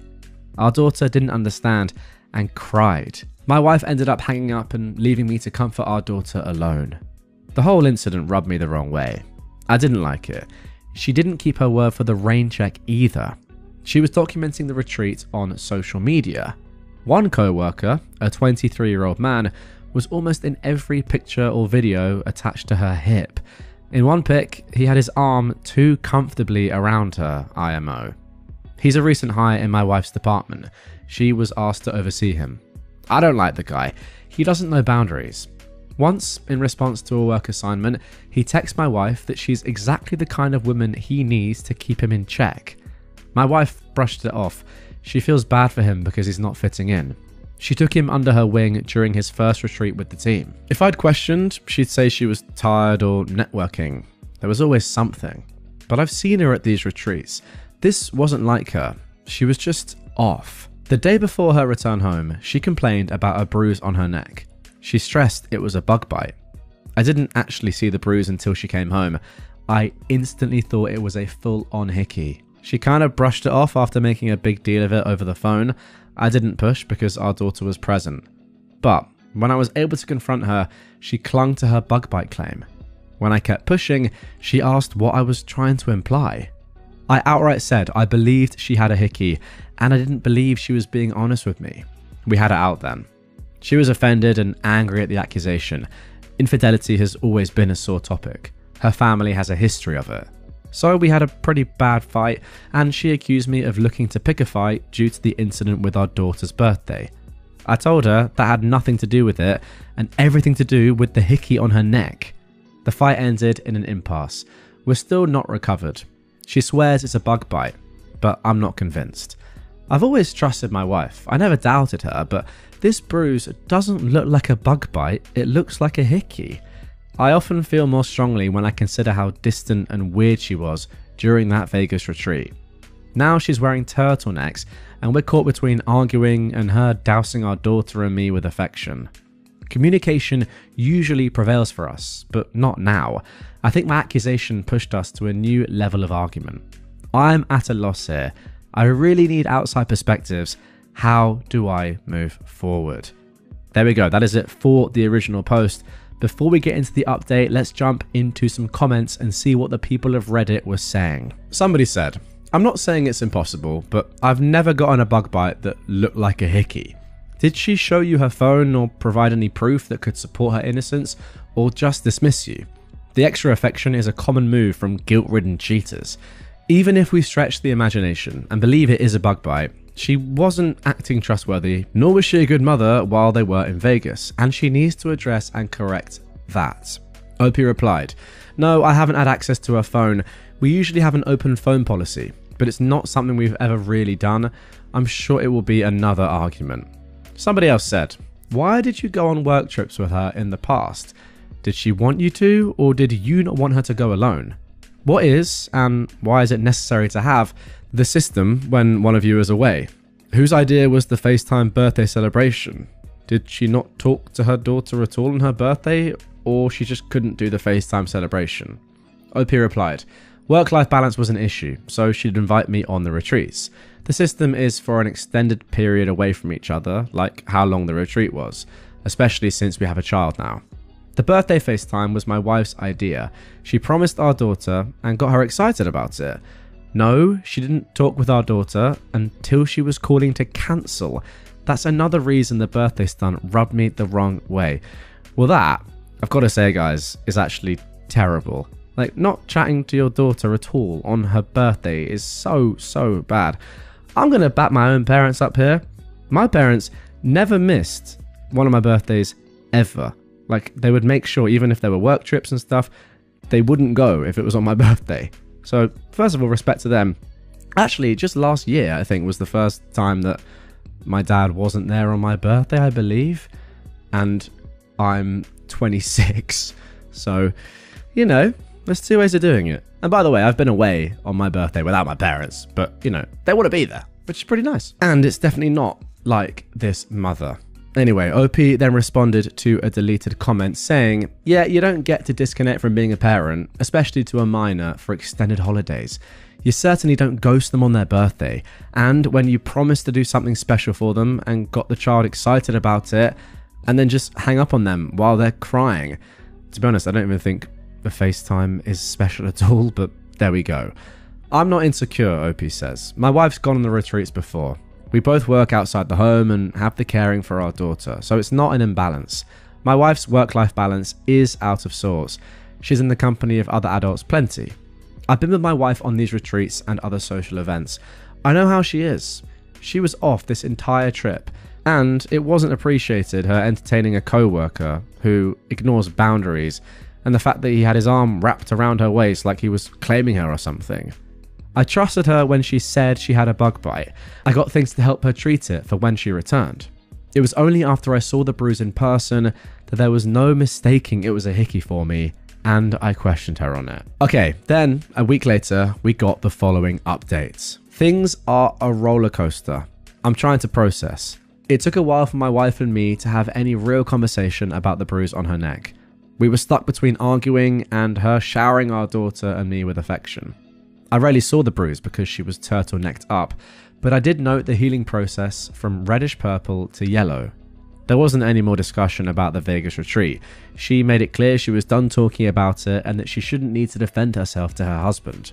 I told her she could do whatever she wanted, but I was done being treated like an idiot and I wasn't sharing a bed with someone I couldn't trust. So I moved into the guest room. Communication stopped. The silences were palpable. Even our daughter noticed. I'm not proud of that. I try keeping her out of fights. My wife came to the guest room one night and asked if we could talk. I could tell she'd been crying. She said she hated the way things were between us. She felt she was losing me either way. I told her I needed complete honesty. She confessed that she hooked up with that co-worker on our daughter's birthday. The hickey was from him. She was lost in the heat of the moment and didn't realize he was sucking so hard on her neck. By her account, they made out while doing some on top of the clothes stuff, and then he went down on her. It stopped there because he called her by a nickname that I affectionately call her. It snapped her back to the reality of her actions. She went to splash water on her face and saw the hickey. The guy made light of it and made a joke about the hickey being her souvenir. She blew up on him and kicked him out of her suite. Part of the reason she was avoiding me was out of guilt. She said she's coming clean because she doesn't want to hide things anymore. I asked her why she cheated. What was it about that guy that she deemed worth risking everything? She claimed it wasn't him specifically, nor is she unhappy with our marriage. She doesn't really know how to explain it, but a part of her feels broken. The more she looks in the mirror, the more she sees her dad, who is 57. A cycle of being consumed with work, distant from his child, and the infidelity he put her mum, who is 55, through. She said her family never talked about anything openly, and how when she was growing up, her mum never addressed anything with her. I said her parents didn't make her cheat. She chose to party up with a guy who constantly disrespected our relationship. These were all her decisions, and she at any point could have chosen our family. She agreed. She wants to blame her parents, but realizes this is on her. She apologized for cheating and for entertaining the guy's advances. She said she'll do whatever it takes to repair. Go to HR, quit her job, counseling, anything. She wants to make everything right. I told her I don't know what right looks like or if that's possible for us anymore. I knew we had our problems, but I thought there wasn't anything we couldn't talk out. She insisted we still could talk it out. We didn't have to give up on us. She tried giving this rally cry for our relationship, but I felt very numb. I said I didn't recognize her. Not just the betrayal of our vows, but also how she treated our daughter. She's like a stranger. She feels she failed as a wife and mum, but she loves us both beyond words and wants our life together and our family intact.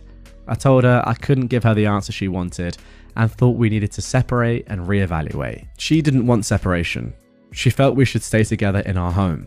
But I told her a separation was happening. Either she was leaving the home or I was with our daughter. She consented to leaving so as to best not uproot our daughter so much. She asked for our daughter not to be taken away from her. My wife's staying with my in-laws. I know that's difficult in itself because she doesn't have the best relationship with her parents.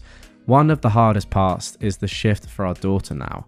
Right now, she believes her mum's just busy with work per usual. She hasn't questioned it too much. My mother-in-law called the other day. She made no excuses for my wife, but she's advocating for us to work through it.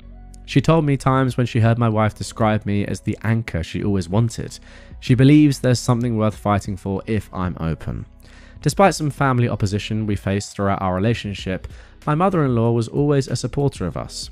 I'm even more at a loss. I never imagined this kind of betrayal from my wife. She was my safe place. I feel numb, yet broken. I'm in love with her. That hasn't changed, but I don't see myself, her, our relationship, or our family the same. Everything's more tense because it's fresh. I think this period of separation is for the best. I'm not sure about divorce. I haven't let myself fully go there. I'm not set either way. I don't know where things go from here, but I'm focusing on our daughter and taking things one step at a time. I feel that's all I can do right now. Thanks again to everyone for the support. It is much appreciated. Okay, and there we go. Let's jump into some comments before I give my final thoughts. Somebody said it was already established that there had been line crossing with the co-worker prior to the trip, even if it wasn't physical yet. But even if there hadn't been, I've known co-workers' pet names for their significant others before when only interacting with them on a professional level. The fact that the guy both intentionally gave her a hickey and used the pet name says a whole heck of a lot about him though. Someone willing to engage in an affair is bad enough. This guy was doing it as some kind of sick power play. I mean, that's a great point. He is 23 as well, so he's probably very immature, and I can definitely see how someone like that is, doing it for their own ego, to be like, oh, I did this. He's probably like gone and told all his mates how he broke up a relationship with an older woman, you know. Some people like that do exist. Now, somebody replies to this saying, it is also possible that it's something super common, like honey or baby, but OP said no, it's actually a specific nickname. It's not derived from her name or anything. It just summed up things I loved about her in one word. Apparently, he turned it into a sexual context. I mean, I don't want to get too far away from the real villain of the story, who is your wife, but this guy is awful. Somebody else said, one question, how close was the colleague to her to know her nickname that you use, and why did she let him this close to her literally and figuratively? Opie said, at the time I knew they had a friendship. She was asked to mentor him as he joined her department, so she took him under the wing and was supposed to be showing him the ropes. They would text and stuff and he would cross boundaries. His texts increasingly read like a guy fishing for an opportunity though. My wife shut the idea down as not even a factor for her, and I chose to trust her because I never had a reason to doubt her before. As far as the nickname, it was something only I called her, but it wasn't like a secret thing. I called her by it in front of others and our daughter. She claims the guy overheard me say it when she had me on speaker once, and he asked her about it afterwards. Okay, so I guess that leads us into a final question for OP, which ultimately has to be, do you see yourself, or do you want to get back with your wife or not? And it's a very, very tough one, but I have quite strong opinions on this just based on what I've read. Now, if she had just gone on this retreat and maybe she liked the look of this guy, and on one night she made a huge error, did what they did, and then immediately came to you and your daughter, well, maybe not your daughter, but you know what I mean, came to you and said, I can't believe it, I've done this, I'm so sorry, this is the worst thing I've ever done, etc, etc, etc, told you everything, was completely honest about it, came home from the trip, whatever. I think then and only then could there have been any potential for you to forgive her if you wanted to. I'm not saying you should, by the way. I'm saying that only under those circumstances would, in my opinion, you be able to potentially forgive her. However, the fact of the matter is that she lied to you for who knows how long. A while, right? Like, she said the hickey was a bug bite. She was just avoiding you the entire trip, not just in that one moment, or that one day. The fact that she didn't speak to your daughter on her birthday because she was like just going after this guy. The fact that this has been a thing before, which you've obviously talked about, the guy being close to her, or like, trying to get with her clearly, and her not actually, well, I suppose either she didn't understand it or was just a bit naive to what he was doing, or she actually knew what he was doing and was like, oh, don't worry, it's fine. Whereas in reality, she was probably actively encouraging it. All these things and more add up, and therefore I can say, with all that context, then I don't see how you can ever get back with her, because it wasn't just the one moment of madness, cheating. It was all the lying and deceit and everything else on top of that. So for me, I think this relationship is sadly done. I don't know how you could ever trust someone like this again. To be honest, I think it would be very hard to, even if they did just cheat and then immediately apologize, and the cheating was the only thing, but all this as well, I think it's going to be impossible. But hey, I'm not in love with this woman anyway. So there you go. What do you think? Let me know in the comments down below.